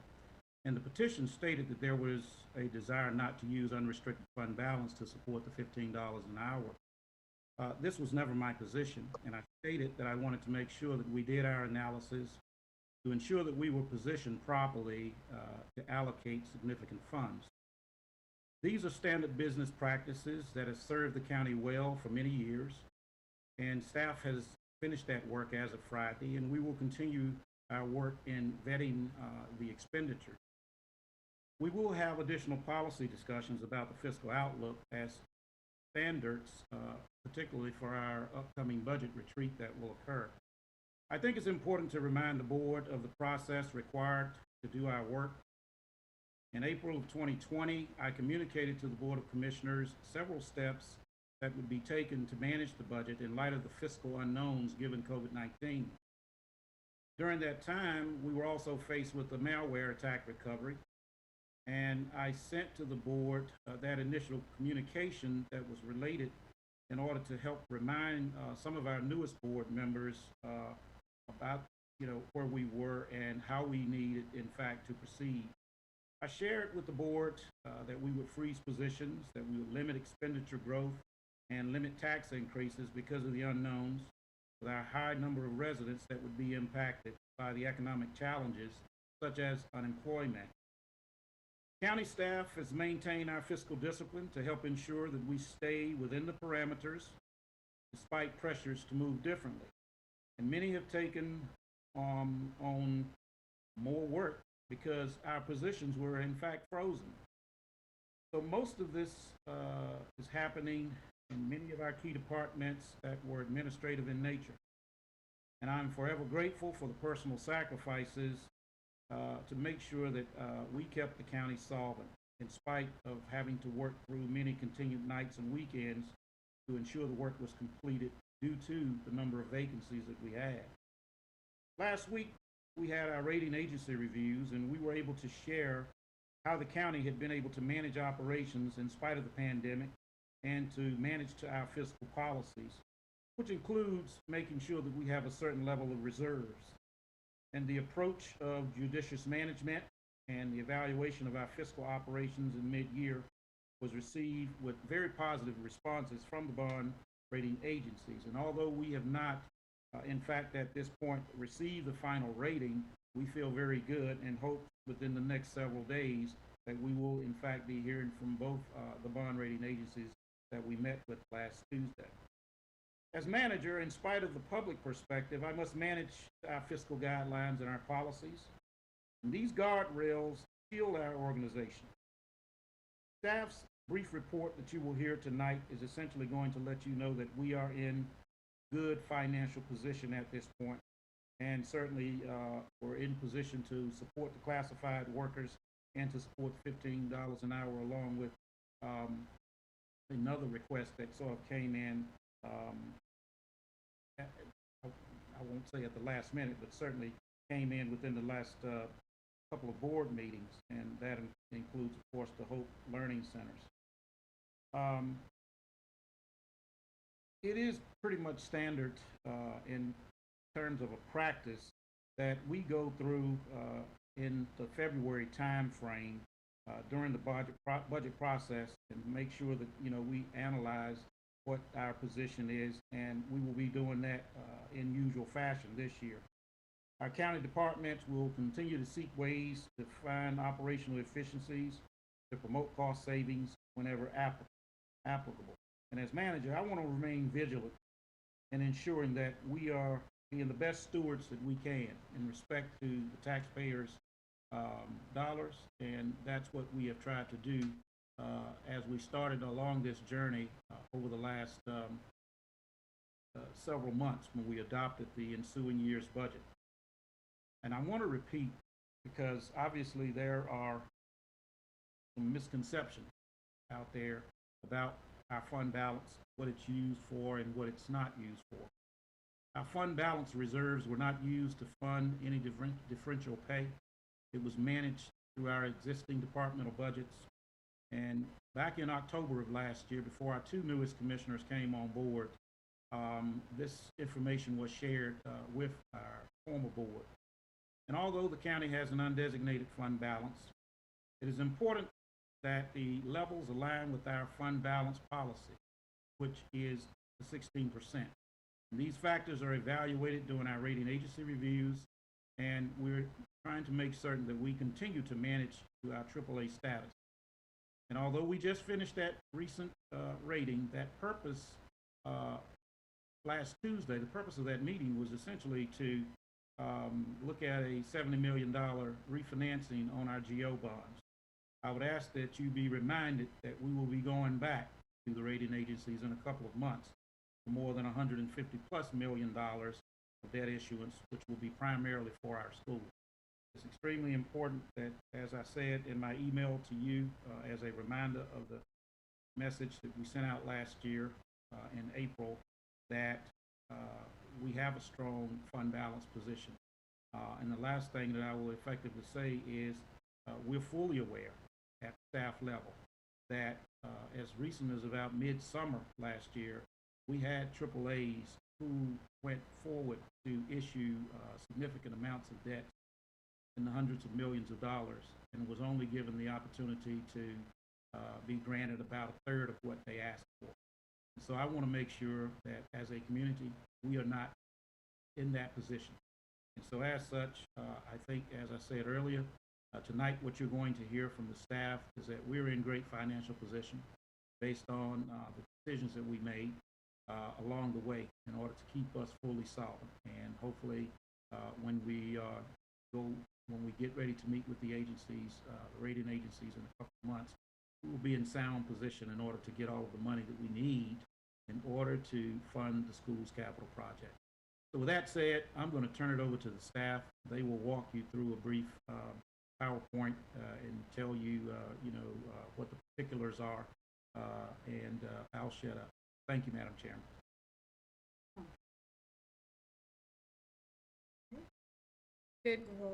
Good evening. Hope everyone is great tonight. My son told me I needed to have my ring light on, so I put it on. So hopefully, hopefully you can see me better. Wendell, he shared quite a few of my remarks, so I will move a little quickly, and Monica will put up the PowerPoint. The PowerPoint is exactly what were in your comments in the 2-pager, but it just looks a little bit better. And Monica, you can advance to the next slide. And although I'm presenting, Keith and Susan Tezai are on, Keith Lane and Susan Tezai are on the line, and as always are helpful in completing this work. As Wendell shared, we'll have a more detailed analytics and overview in February when we have the budget retreat. But just wanted to give you highlights as to where we are now. We'll share fiscal framework for how we did the year, and Wendell went over much of that. So revenue expenditure highlights, and then we'll just talk about next steps. And this will be real quick, maybe about 5 to 7 minutes, and then we'll take questions. And we can go to the next slide. This next slide talks about the framework, and again, Wendell shared much of that. The guidelines for setting and establishing the budget was to limit overall growth. We froze positions with exceptions for areas that related to COVID-19 management or some compliance area type issues. That began early spring of last year. We set aside lap salary dollars for potential revenue losses and or COVID-related expenditures in the county. And we also had a fund that was set aside for COVID-specific expenditures. And that's one that I know all of you are familiar with as we have addressed external issues related to the community. We also deferred many capital purchases and other types of activities just to keep the budget contained. And there was a commitment to look at mid-year to see, well, can we do some of these activities? And that was a part of the overall fiscal analysis. And we can go to the next slide, Monica. This is very tiny, and I will not go through all of it. But at the very bottom, you'll see a number that's at 64.73%. And that's the amount of revenue that we've collected thus far. And Monica, if you go to the next slide, that's 64% of our total budget. Now that number is slightly higher than where we were the same period in 2019, which is a good thing. However, we still have 5 more months to go. And just 2 months ago, we were significantly lower than we were with our collections. And so we are very cautious. We are optimistically cautious that we are in a good place. And based on where we are with collections, again, during the budget retreat, we'll go through the more detailed review, and Keith will give us his very detailed overview and lots of charts and graphs. But for now, because we are still doing our analytics on the mid-year review, we're keeping it at a high level. For the second quarter collection rates, they're higher, and primarily because, in compared to first quarter, because we were delayed with sending out our bills. In the first quarter, we had only collected about 5% of the revenues, which was significantly lower than what we had normally collected in previous years. And although we knew a lot of that was because of the timing of property tax bills, we also know that occupancy taxes were pretty much non-existent, and sales taxes we weren't quite sure about.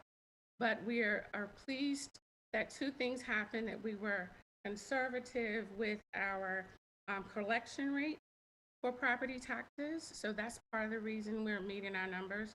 And sales taxes for the first few months have come in on budget. So all of the analytics that the budget department did, and that's an area that Keith is quite versed in and often leaned upon across the state with other budget departments. Those numbers came in at a good place as well. But again, we've not seen the other quarters, and so we're cautious, but we are pleased that we are at a better place than we were even 4 months ago and what we thought we were with our revenue. The collection rate is also a little bit better too than budget because we also received some grant dollars to help us with the COVID-19 related expenses. As you know, that we received dollars for the CARES funding, which we actually recorded in the second quarter, and we received other grants such as the dollars from the nonprofit foundation that helped us with our elections expenses. So the compounded effect of many factors helped our collection rate to be a little bit higher than we were in previous years.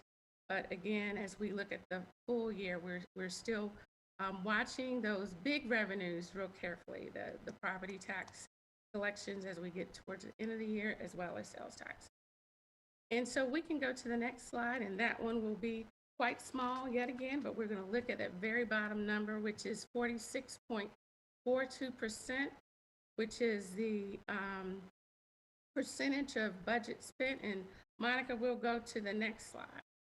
So we're looking at our operating side of the budget for general fund activities. And so when we look at that, our expenditures, and that there's an error on my part, expenditure slide. They're slightly lower, so I'll correct that, than compared to last fiscal year. Usually in prior years, we pace closer to 49%, sometimes lower, but we are pacing lower than we were in the previous fiscal year. For the first quarter, we were pacing a little bit higher than average. And so that pace has slowed down some. And part of that is that we're recognizing some of the planned controls, such as the frozen positions, that's causing for slower growth rate of expenditures. And also, we are also being very careful with non-COVID related expenses.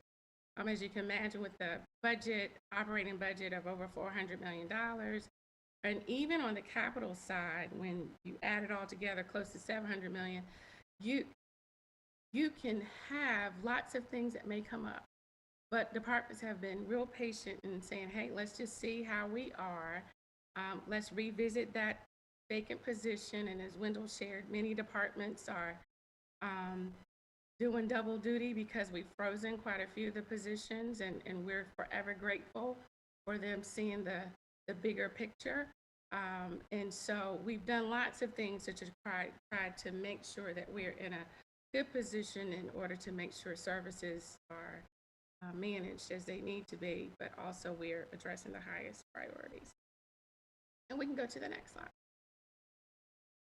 As far as next steps, Wendell mentioned this, that we will continue to manage towards our financial policies. We have a target of 16% for undesignated fund balance and an overall 35% for fund balance, for the overall fund balance.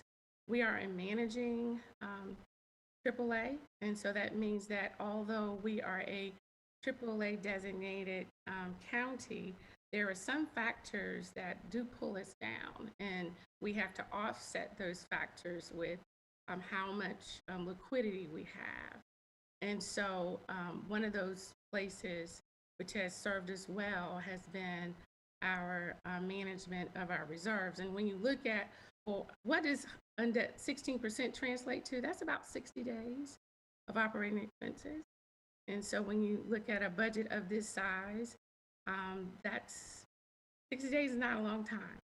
but it does provide some cushion, and it provides assurances that we do have a capacity and an ability to manage when there are some swings that may be too high or too low in certain areas, such as revenue swings that are too low or expenditures that are high.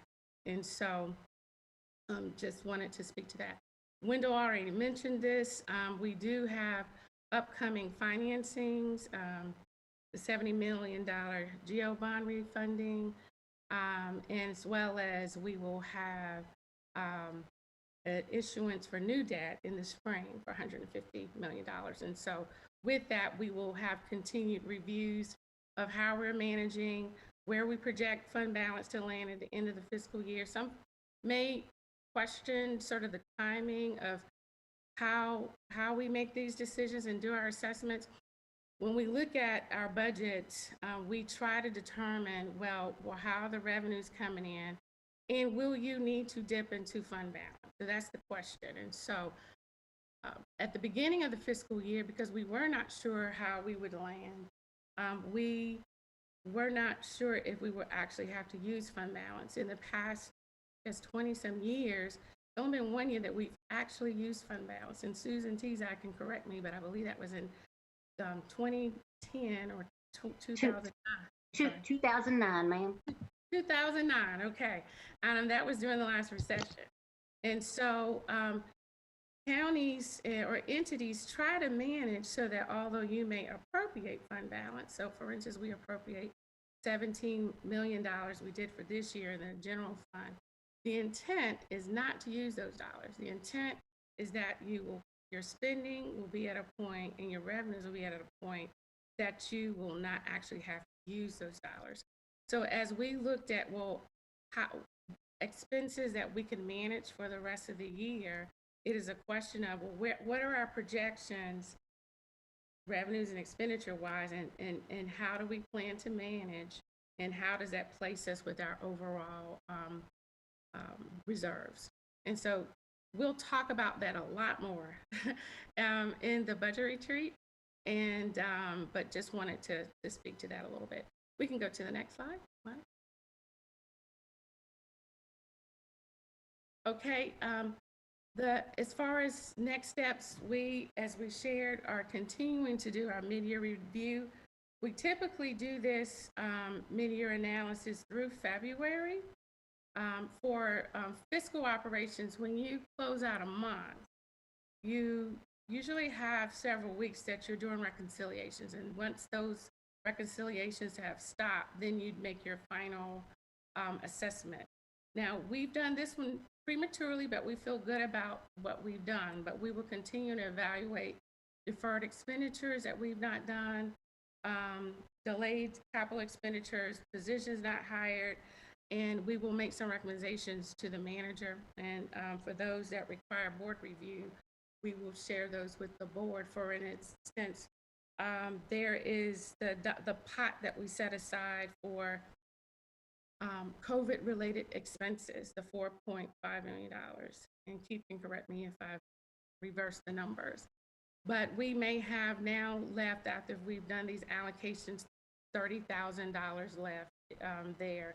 So it would be a recommendation from staff to have a strategy to use lap salaries to cover those expenses going forward. So, and we would come up with a number based on projected expenses that we've seen. For an example, we've had increased costs for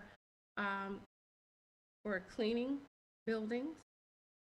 We've had dollars that we've expended for security that are somewhat at slightly higher levels. I could go through a whole lot of lists, but we have a list of those items that have been pent up, and we've been reshuffling dollars within departmental budgets, but we know timing-wise, we will have to manage those. So the other steps that we'll be working on is just refining budget realignments that may need to happen within the departments. The budget department's done a great job of asking folks, well, hey, can you manage that through your own budget right now, and can you limp along until next year? So a lot of those negotiations have occurred. We've learned a lot this last 10 months between COVID and malware attack that we will continue our operational assessments and identify process improvements and efficiencies. And so although we know we are lean, we are also trying to see, well, do we need to be leaner? And we also know that at any moment, the fiscal picture landscape may change. So we're, again, trying to plan ahead for that. The board retreat is on the 23rd of February, and we will have even more detailed insight about our fiscal outlook. And I think that may be my last bullet there. And right, so I can entertain questions, and again, Susan and Keith are available as well to weigh in as needed. Commissioners, have questions? Commissioner Along. Thank you, Chairwoman Howerton. I didn't have a question. I had a quick comment that I wanted to make, if that's okay. Sure, go ahead. Thank you. I just wanted to take a moment to really celebrate what we've accomplished tonight, that all of us as a board have voted for the $15 retroactive pay. And I want to take a moment to applaud my fellow commissioners for being champions in this fight alongside me. And I would be remiss if I didn't acknowledge and appreciate the years of grassroots organizing that took place to get us to this point. And this is a long overdue raise that the people of Durham put their trust in all of us, an all-female board of commissioners, to bring it home and get the job done. And that's what we've done unanimously tonight. And as an organizer myself, can I just say how much I've loved and appreciated the level of engagement from almost 300 residents and neighboring county residents who are supporters of the Fight for 50. I, as well as my fellow commissioners, have expressed our support for this raise at countless forums and questionnaires, so much so that all of us are proud endorsees of the Durham Association of Educators. And all of us are accountable to you, the people of Durham, and we answer to you. And I'm grateful for the opportunity to even be held accountable at this level on an issue I'm a steadfast supporter of. And I want to just close with a loving nudge to my colleagues that we've all collectively won the fight for 15 tonight, and I, for one, am ready to start the fight for 23.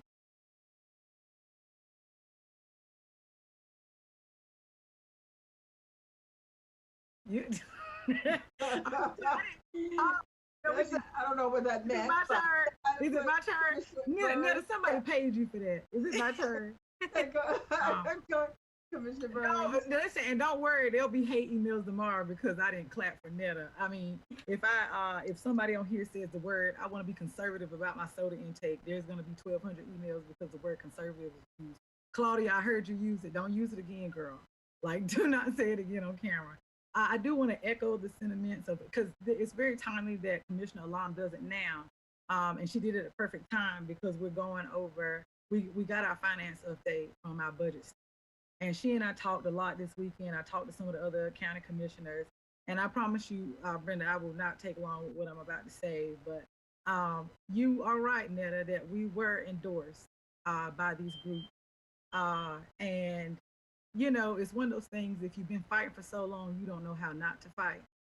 So I would ask that people would trust that when not five women, when 5 leaders tell you that they're going to do something, recognize that it will be done. And it was done in less than 60 days. I want to throw that out there as well, because we came here on a mission. And not only was it done in less than 60 days, it was done the right way. We worked closely with staff to make sure it was done. Before I got into office, I knew how important this was for the community. And once I made it through the primary, one of the things I did specifically was go to the manager and I said, can we do this? I was like, this is big for us. I know can we do this? And he said 2 words. No problem. Those are his 2 words, and he even gave me 3 or 4 different ways to do it. And I went to a lot of the heads of these organizations, and I explained those 3 ways. I did that both before, during, and after, and I knew that we would be able to do it. I knew that our staff was trying to apply for reimbursements for CARES. I knew that our staff was taking in taxes. I knew that our staff had to go and apply. I know we did get in our application that week for additional eviction funding because the stimulus bill came down. So there were a lot of applications open. I also know that, like I said, we had our bond rating the next day. So we were very strategic, and I actually talked to the board members at the school board, talked to the superintendent about whether or not the CFO could actually get these on the checks on the 22nd on which day.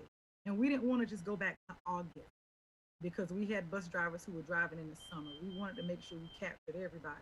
And so I'm going through all of this to let you all know, Commissioner Lon, myself, other people on the county commission, we actually made sure that we told the community that there was a methodology and that process and progress are not mutually exclusive. And I hope that that lesson was learned this afternoon. I will say, Commissioner Carter, you've worked on this for a long time, so congrats. You've had that sign back there for quite some time. I thought that one of the county commissioners would have came to our rescue when the emails came down. I certainly came to everybody's rescue. I called every president I could to say, this is not what this is. I've talked to the CFOs. This is going to happen. It will be on the check. And as of, I think, let's see, it's 8:51. We have gotten 4 emails from people saying, you all need to pass this, and we passed it an hour ago. So it just lets me know that there are people out there who don't understand this process, and there are people in positions of power who might not have a vested interest in making sure that they know that. So I just want you to know that myself, along with Commissioner Long, we talked this weekend, and I know that we are dedicated to making sure that the public does not have to go through this type of tug of war again. And I'll end with this. I was birthed in protest. So when you can't go out and actually, protest, email is your best protest. And I'm thinking about all the emails that we've gotten about fences and birds, which I do care about. But we haven't gotten any on natural open space. I'm almost done, Brenda. I'm almost done. You're going to have to just call it out. Natural open spaces and watershed protection. But there's no email campaign on it. Less than 20% of Black and brown boys are at reading level in Durham, but there's no email campaign on it. The majority of Black and brown boys go to Durham Tech and cannot start an associate's degree, and they have to do the first year in remedial class, but there's no email campaign on that. We talk about transit, but a lot of our public school systems do not have bus stops, and there are many teachers who don't have cars, and employees who don't have cars. So when we talk about transit, we got to make sure that there are bus stops at our schools. There's no email campaign on that. Despite the fact that female infant mortality for Black women has been pinpointed as an issue for 3 consecutive budgets, there's no email campaign for dead Black babies or Black women who subsequently died because they gave birth to dead Black babies. So when the school board didn't turn in their application for hazard pay last year for the teachers that so richly deserved it, there was no email campaign. There are buses that don't go to all 3 Durham Tech campuses so that people can finish up the associate's degrees they need. And there are 100 million other issues that don't have email campaigns. So please trust that we're going to work on these issues, the ones you highlight and the ones that you do not. And I'm prayerful that I continue to do what I said I set out to do. Number 1, I never get tired of doing the right thing. Number 2, we treat you much better than you treat us. And number 3, that we do great things on this board collectively, in spite of what some folks might want us to do, and that we continue to do. And I will not say anything else, but I congratulate the staff, I congratulate the commissioners, and I congratulate those grassroots groups. And that's all. Thank you, Commissioner Byrne. Other comments from commissioners? Mr. Jacobs? Thank you, Madam Chair. Well, I do want to celebrate the moment. I think this is a great moment for our board, and I just really happy that all of us have joined together. It's really historic, and there's just no greater way to make a difference in somebody's life right now. And so I've already been hearing stories just about from stories about classified staff getting their paycheck from this month, from January, and really seeing what a big increase in their salaries. So I'm just excited about us all taking this action together. And I just want to also mention the Hope Learning Centers as well. That was on our consent agenda. That saw this wonderful testimony on the Bull City Schools email the other night, because they just reached their goal of raising $1.5 million, and was recounting a story of a parent who is on the frontline worker, and really depends on the Hope Learning Centers for her children when she goes to work, and how much her kids enjoy being there. So I'm really excited about our board supporting both of these things that make a difference in people's lives in our community. And I will say that for me, the history goes back a long time as well. The only 2 times in 8 years that I have voted against this budget was both around pay for classified staff and other Durham Public Schools staff. So this is great. I look forward to our board continuing to make history together and making a difference in people's lives together. And I do have questions about the financial report that Claudia gave us, but I'll wait until everybody has a chance to make comments celebrating the moment. Commissioner Carter? Thank you, Madam Chair. I too feel immense relief and just a lot of gratitude, honestly, to my colleagues for coming together, all of us, and approving this unanimously. It's a great feeling. I'm grateful to our staff for the intense budget analytic and fiscal management that we so desperately rely on you for. I'm grateful to our community for just letting us know what your priorities are in such a clear way and holding us accountable. And I am mostly grateful that Durham Public Schools classified staff, our instructional assistants and bus drivers and cafeteria workers and others that are among the classified group of employees are going to come closer to a fair wage and will finally match all other public employees in Durham and across the state, at least in Durham. And so I think that Naimashina laid out a great agenda for us in the issues that we're not hearing from the community on yet. Let's make a list of those for sure, and let's start attacking them. Well, I hear from them in my community. I was pointing out there no emails, but go ahead. I'm sorry. We hadn't gotten 400 yet, but you're right. We hear from them in trickles and sometimes louder than others. But let's start, laying out what are our priority issues, and let's get some things done here, because I know that we share so many common visions and goals, and that's what we need to move forward towards. So so I have a few things to say, and then we will have questions if there anything about the financial report. So we've got a little bit more time. So this is what I'd like to say, and I am appreciative of my board as well that we went ahead and got this done. But there are a couple of things that I want to address. The truth and process matter.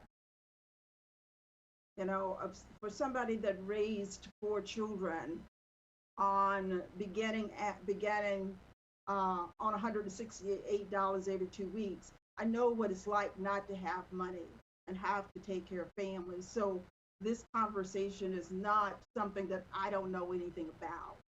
So our manager has overseen county operations in a way that is fiscally prudent during this unprecedented crisis.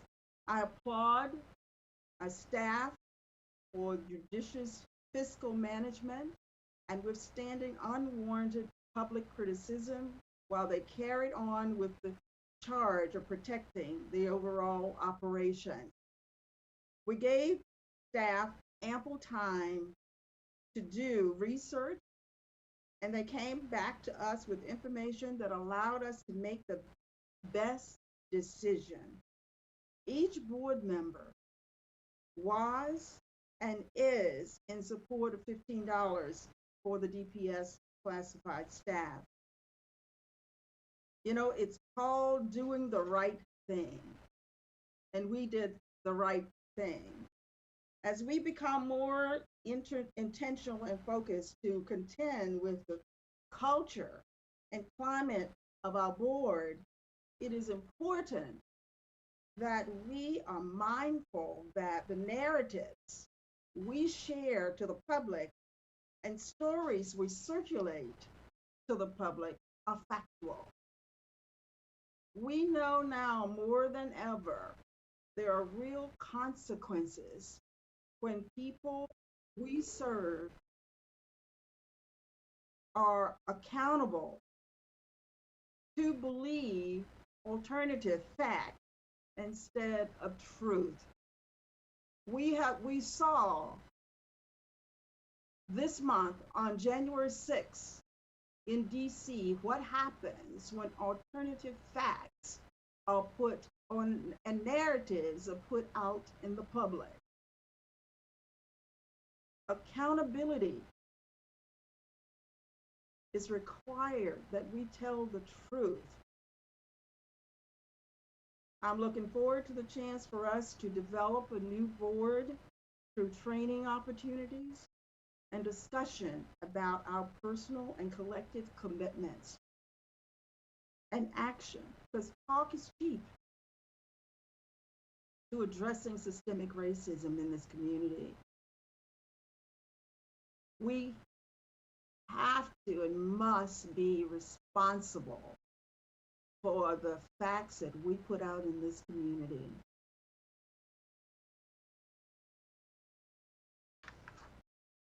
So Claudia, there's one question that I would like to ask, and Commissioner Burns brought it up earlier a little bit about, you know, as we were at the health department and we saw, we congratulated and we've almost hugged our health director tonight, but we couldn't get that close to him.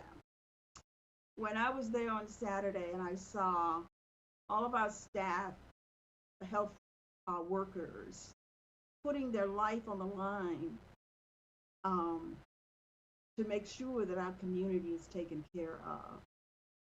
So my question is, hazard pay. Is it that they don't deserve hazard pay, even though they're putting their lives on the line that way? Is there something that we should be doing as leaders for the 10% to compensate our employees for doing that kind of work? Because not very many people that would want to be in that close proximity to people, that many people all day long. Madam Chair, I know you called on Claudia, but I'd like to respond to that. Sure. Speaks up. So, look, at the end of the day, you know, we had these long drawn-out conversations about hazard pay, but I just want to make sure that the board is clear that this month we will be submitting for our reimbursements to the Fed on hazard pay. We are delighted that we have been able to manage in the manner in which we have through this difficult last 10 months. We are delighted that we have the capacity to not only do the $15 an hour and to fund, you know, the Hope Learning Centers, but, you know, I'll just have to share with you and the rest of the board, quite frankly, the questions that I'm confronted with every day. I was in the Human Services Complex last week, and a couple of the employees came right up to me and asked, you know, are we getting hazard? I've gotten phone calls from other employees throughout the enterprise asking the same questions. Our EMS workers are on the street. Our sheriff's deputies are on the street. Our detention officers are doing their work inside the jail. You've seen the public health operations day in and day out. These people are there at 7 a.m. and they're putting vaccines in folks' arms until 7 p.m. And as you witnessed yourself, oftentimes it's 9 o'clock before they leave the building. We still have people at the wastewater treatment plant. All sorts of pathogens come through that plant on a daily basis. SARS, COVID, you name it. All of these employees are in hazardous environments, including the employees who have been taken out of their traditional roles and asked to stand at doors and screen people in. And with the variant being what it is, based on what we are hearing to date in terms of how aggressive, how much more aggressive, should I say, that it is spreading. I absolutely have concerns for all of our employees, and I think your question was, do they deserve hazard pay? Absolutely. And it's absolutely the kinds of things that I will continue to advocate for and push for all of my staff, because, at the end of the day, these are the people for the last 10 months who has made it all happen for our community. And, you oftentimes hear police officers say they risk their lives every day, put their lives on the line. All of our employees who are engaged in our facilities day in and day out are doing the same exact thing. So, thank you. So is it, if we're in such good fiscal shape, what does that, I guess I'm not clear, what does that mean for So Claudia pointed out, and I said it in my earlier comments, we've got 5 more months in the fiscal year. But I want to be very clear, as I said earlier, we're getting ready to make our submission to the feds for our reimbursement. And we afford to make sure that employees are in fact receiving that 10% hazard pay. Yes, we are in the position that we can do that. And you heard from Susan a few weeks ago, based on the management strategy that we employed when we initially put this budget in place, our fund balance, we had experienced on our year-end audit about 8.9 million in growth on the fund balance, but that not touching any fund balance that we budgeted. Once again, it is essentially the savings we've created by putting mitigation strategies in place. And so, yes, we can afford to do that. And again, I don't want to make light of the fact that, once again, these are federal reimbursements, and as I shared with some of the commissioners in conversations earlier today, I've been doing this work for 30 years now. I have managed through all sorts of hurricanes and other natural disasters. I've never once been engaged in a state of emergency whereby the feds did not fund or refund our reimbursements for these types of events. And so I want to make sure that everybody under the sound of my voice is very clear about what our experiences has been, and what we are effectively basing our analytical work. Thank you.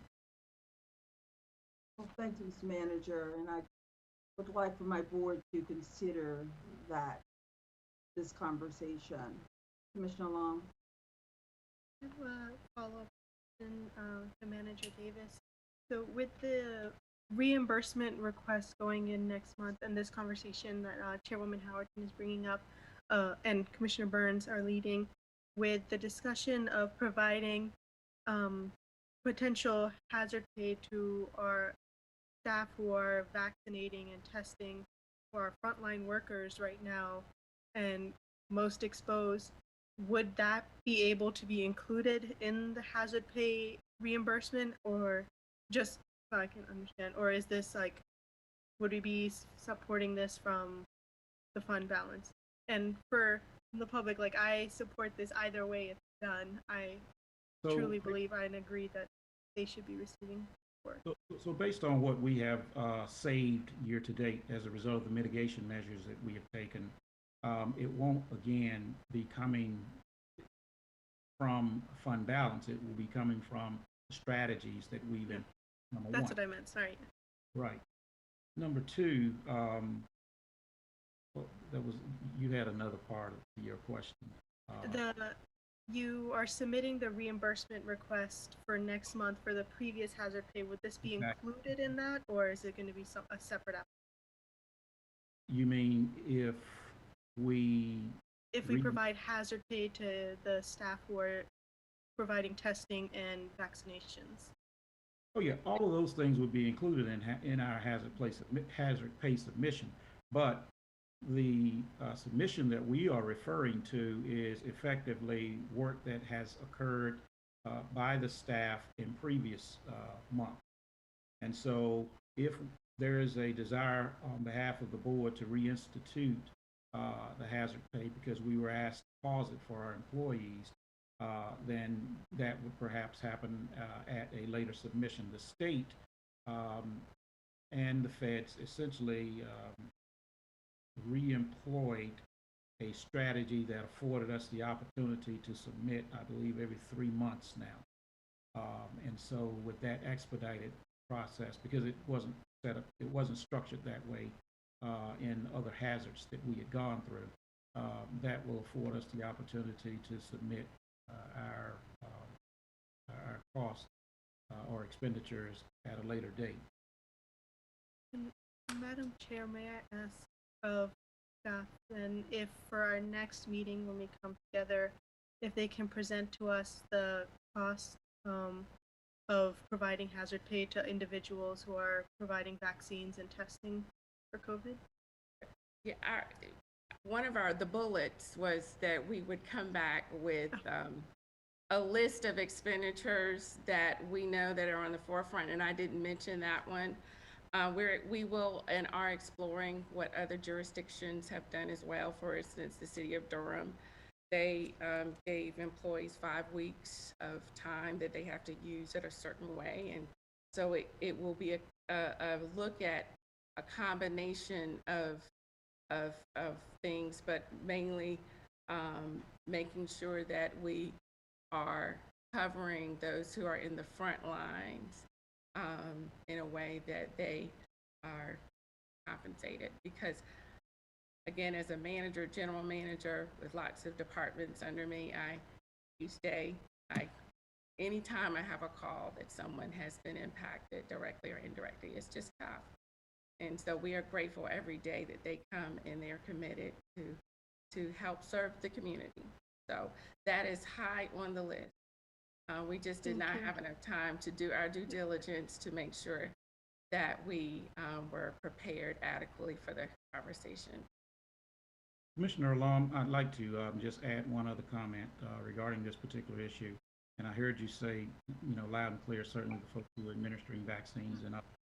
But across the enterprise where we have employees in every department who are exposed, whether they're administering the vaccine or not, Susan's on the screen there. She will tell you that she has had multiple cases of COVID in her department. Okay, and she's the finance director, CFO, and she's working in a building across the street that's administrative function. And so I don't take that lightly. And the last thing I would want to do as manager is to cherry pick, because that would further impact employee morale across the entire enterprise. And so, as I said, I've got EMS workers that are on the street picking up patients every day, getting them, to the hospital. We've got detention officers that are overseeing jail population. We've got deputies in our sheriff's department that are on the streets, with people on a daily basis. And so, I hear what you said, but I want to be clear that we are all clear, about what we're talking about, and not create an internal, further internal morale issue for all of our respective employees. And just to speak to that, please, Madam Chair. He's right. Finance is in the same building as EMS. So you've got people who are on the front line coming in and possibly contaminating. We've had to close finance down twice because of closure. We've had to extensively clean our floor twice. And so while I've got people who can work remote, working 100% remote, for business operations, I can't have that all the time. We've got to come in to print checks. We've got to come in to do payroll. So he's right. And my people have come in religiously, even knowing the risk. And my husband's high risk. But I've been in there every day trying to support these staff because they needed somebody in management there helping them, supervising them, answering their questions, helping resolve all the different issues we have with cyber. So I agree with the manager. So can you come back to us at our next meeting with possibilities that we can take a look at and have a discussion about? Yes, we can come back. Some scenarios of what does it look like? We will come back and have additional information at the next meeting.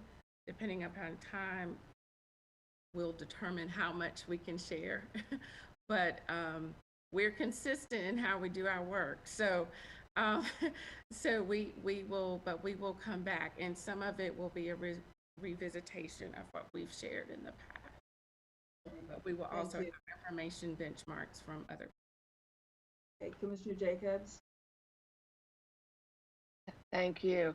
I have requests about some basic information that we still haven't gotten. I mean, I agree with Commissioner Alam. There's no doubt that if we have to think about prioritizing, where we use county dollars, which are public dollars, that right now we know that those folks who are involved with the vaccine, giving vaccines, are certainly putting themselves in direct contact with people and saving lives directly with that.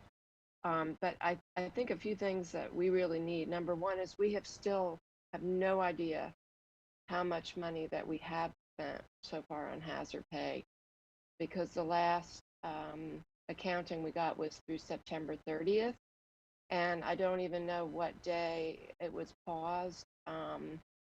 I don't know, was it early December? I'm not sure. But if we could get a full accounting of how much we have spent on hazard pay and overtime, and then also just what the process is going to look like, because since we have not submitted to FEMA yet, and so we just don't know, again, if we're going to get the 75% from them and 25% from the state. And if there's any information about any counties around the country who have submitted so far and gotten reimbursement, because last time I tried to do some research, I didn't see anything positive about that. So any information that we do have related to that. Also just about what the policies have been with other local governments, because of course, if we had unlimited resources, we would absolutely want to keep giving hazard pay, not just to county employees, but city and Durham Public Schools, everybody. I mean, anybody who is going to work right now in our community deserves hazard pay. There's no question about that. But again, I just want to understand, because the other thing is I think we need to have a discussion, as you alluded, Claudia, what are other expenses that we're going to be looking at needing, since we basically have run out of our $5 million worth of COVID funding, and we know we still have the rest of this fiscal year and other community needs that we may have related to food and rental assistance and small business assistance or homeless, whatever. I also would like us to be able to have a discussion about what other community needs we may have and where we're going to get the funding from for that, since we would be using, again, the lapsed salaries strategy has been to cover the hazard pay, but that was in April, Mr. Manager, when you gave us your, blueprint for looking at how to manage our expenses. It was also in the context of unknowns about COVID and revenues and other county needs that we may have. Actually, hazard pay was not even mentioned at that point. So just thinking about, again, I know that right now, as you mentioned, Claudia, that you all are asking staff to look at conservative budget and what it looks like if departments have to cut their budgets. And that's also concerning to me too, if that again is related to how we spend our funds, because for instance, being chair of the DSS board, those cuts would mean cutting unmandated services like rental assistance and some of the other emergency assistance and food assistance and things that we give at DSS would be cut. So I just think we need to have a really big picture of understanding that every choice that we make impact other decisions that come down the line and can impact other services for people in our community. So I want to make sure that we make a fully informed decision about anything that we do. So if we can get that information that we haven't gotten yet, that would be great. Right. Go ahead, Claudia. Go ahead. I'm pretty sure during one of the meetings we shared what the hazardous pay amounts were. So I'm confident in November or October, one of those. So I'll circle back to that because I know we had many emails. Okay. But so we can get that pretty quickly. Okay. I don't know when it ended because Sure. we decided on November 23rd, but I assume it was in the middle of a pay period anyway. Yeah, but we can firm it up. It's also important to clarify that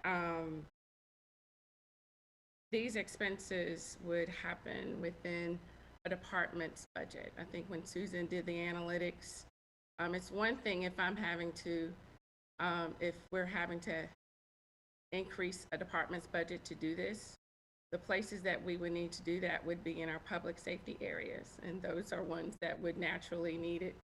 But for instance, general services, that's an area that falls in my portfolio. So many of those individuals, those ladies and men, they are in high-risk areas, and they are unfortunately at great risk. And so we've been able to manage those expenses within that $13 million budget. And so they only, if by memory, may have had $100,000 worth of hazardous pay expense. So again, from a budget perspective, it's in those public safety areas that are concerned. It's not the others. When you talk about, well, what will be the pressures? It's in those places. And those are the places, based on our policies for differential pay, that we would definitely get reimbursed. So for us, it's a cash flow and a timing issue. And we have pretty much shown that how we're managing all of our sort of budget strategies, whether it's for this expense or for unsheltered expenses or other expenses, we've been able to manage the cash flow. But we'll come back with some strategies and some clarification, and then some education about what we've done, and so that you can see how it's happened, because most of that analytics has already happened, so we'll be fine. Great, thank you. And Claudia, could you clarify something that for the public, to make sure that the public is clear that what we're talking about is not going to have any impact on taking any funds away from DSS? Commissioner Jacobs said something about funds, you may have to eliminate some funds, and I don't want the public left with any of untruths.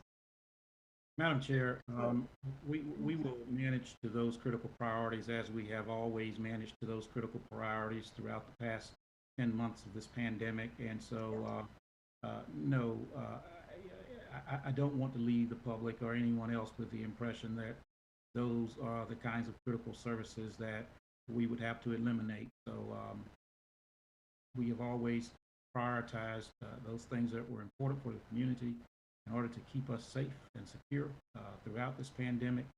We will continue to manage forward in that manner. Thank you. Thank you. Let's go, Commissioner Carter, anything for you? We've got about another 5 minutes or so. Anything else for you? Thank you, Madam Chair. I'm okay. I tend to put a lot of really faith in our administration, especially when they're recommending we spend money. I push a little harder when it's a recommendation or it feels like a reluctance to spend. So anyway, I'm okay. I'm looking forward to more information. Okay, great. All right, let's move on real Just quickly talking about then. spending though, I just have a Commissioner question Jenkins, about, Commissioner yeah, Jenkins, we really need to move on. We've spent over 40 minutes on this item. okay, it's just, I didn't get to finish asking for when we come back, because we did have that $4.3 million that was set aside originally. So I'm wondering, is that something that we can look at, the Well, $4.3 million? Well, that is those were part of my comments as well, that we'll look at what's happening for the remaining of the fiscal year. And we have a running list right now. So, okay. Yeah, that would be great. Okay. Yeah, So okay. I will ask our Thank attorney you. to read the results of the appointments, please. We've got board and commission appointments.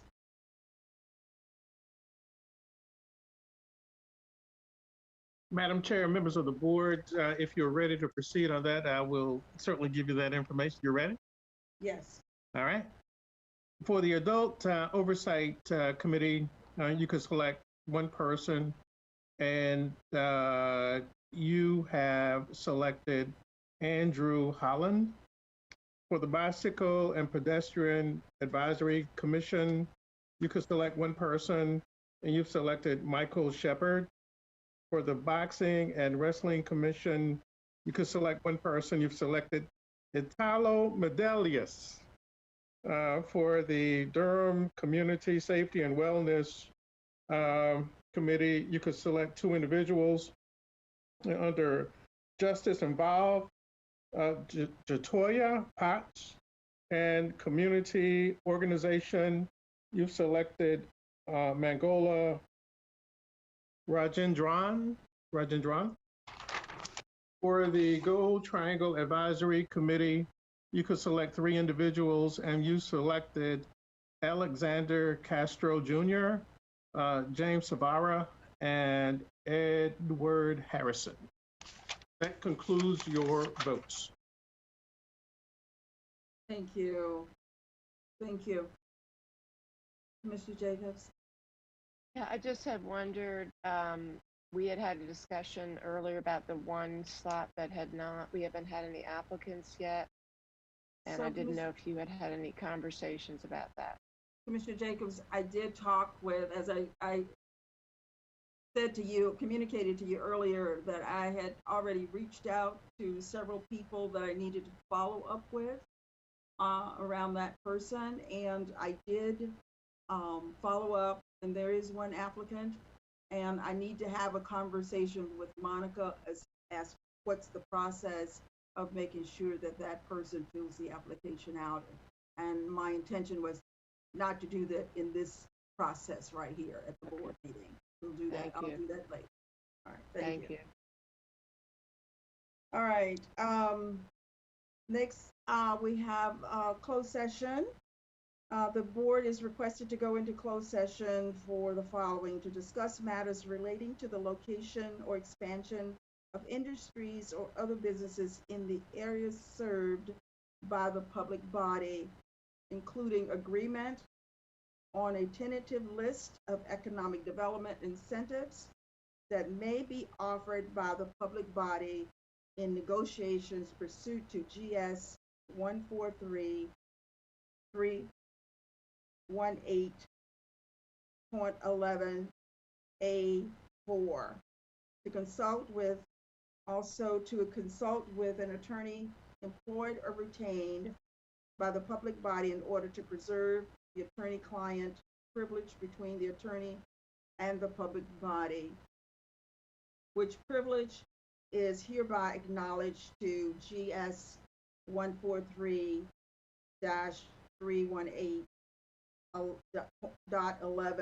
143-318.11A3.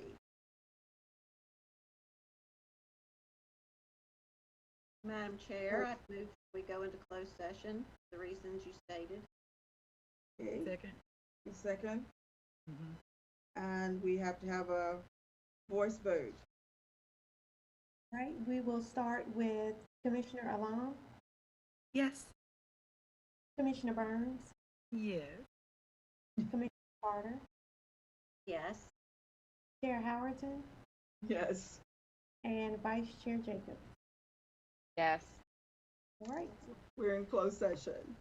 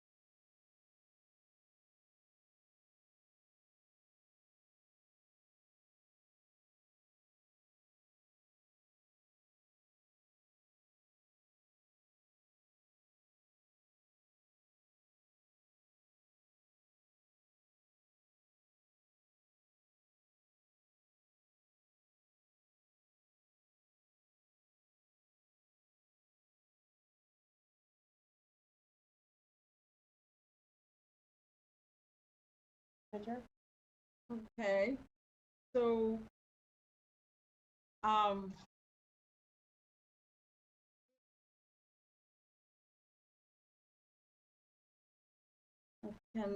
need a motion to adjourn or recess. So moved. Which one? Oh, motion. We need a second? Is it to Wait, so do we adjourn or- motion It said, to? yeah, because you said two things and she said so moved, so we got to go Yeah. back. It's a motion to adjourn. So if we motion to, do we have to motion to recess to tomorrow's session Wednesday for the vote. for the ones? I thought we'd already recessed. Okay. Where's already- y'all? We're on camera. Just thought I'd let everyone know that. We are going to adjourn Get some Robert's Rules of Order. until the 22nd. Yeah, I have those that we need to go No, over. not you. I'm picking on Netta. Excuse me, Oh, Commissioner all of us the board needs to go over those, but let's adjourn for tonight, ladies. So somebody made a motion, was there a second? Then Netta, make the proper I motion to adjourn. Thank you. I second. Okay, and a voice vote. Commissioner Long, Aye. Commissioner Jacobs, Aye. Commissioner Carter, Aye. Commissioner Burns, Aye. and I'm an aye. We have adjourned. Bye. Thanks, Good night, everybody. ladies. Thank you.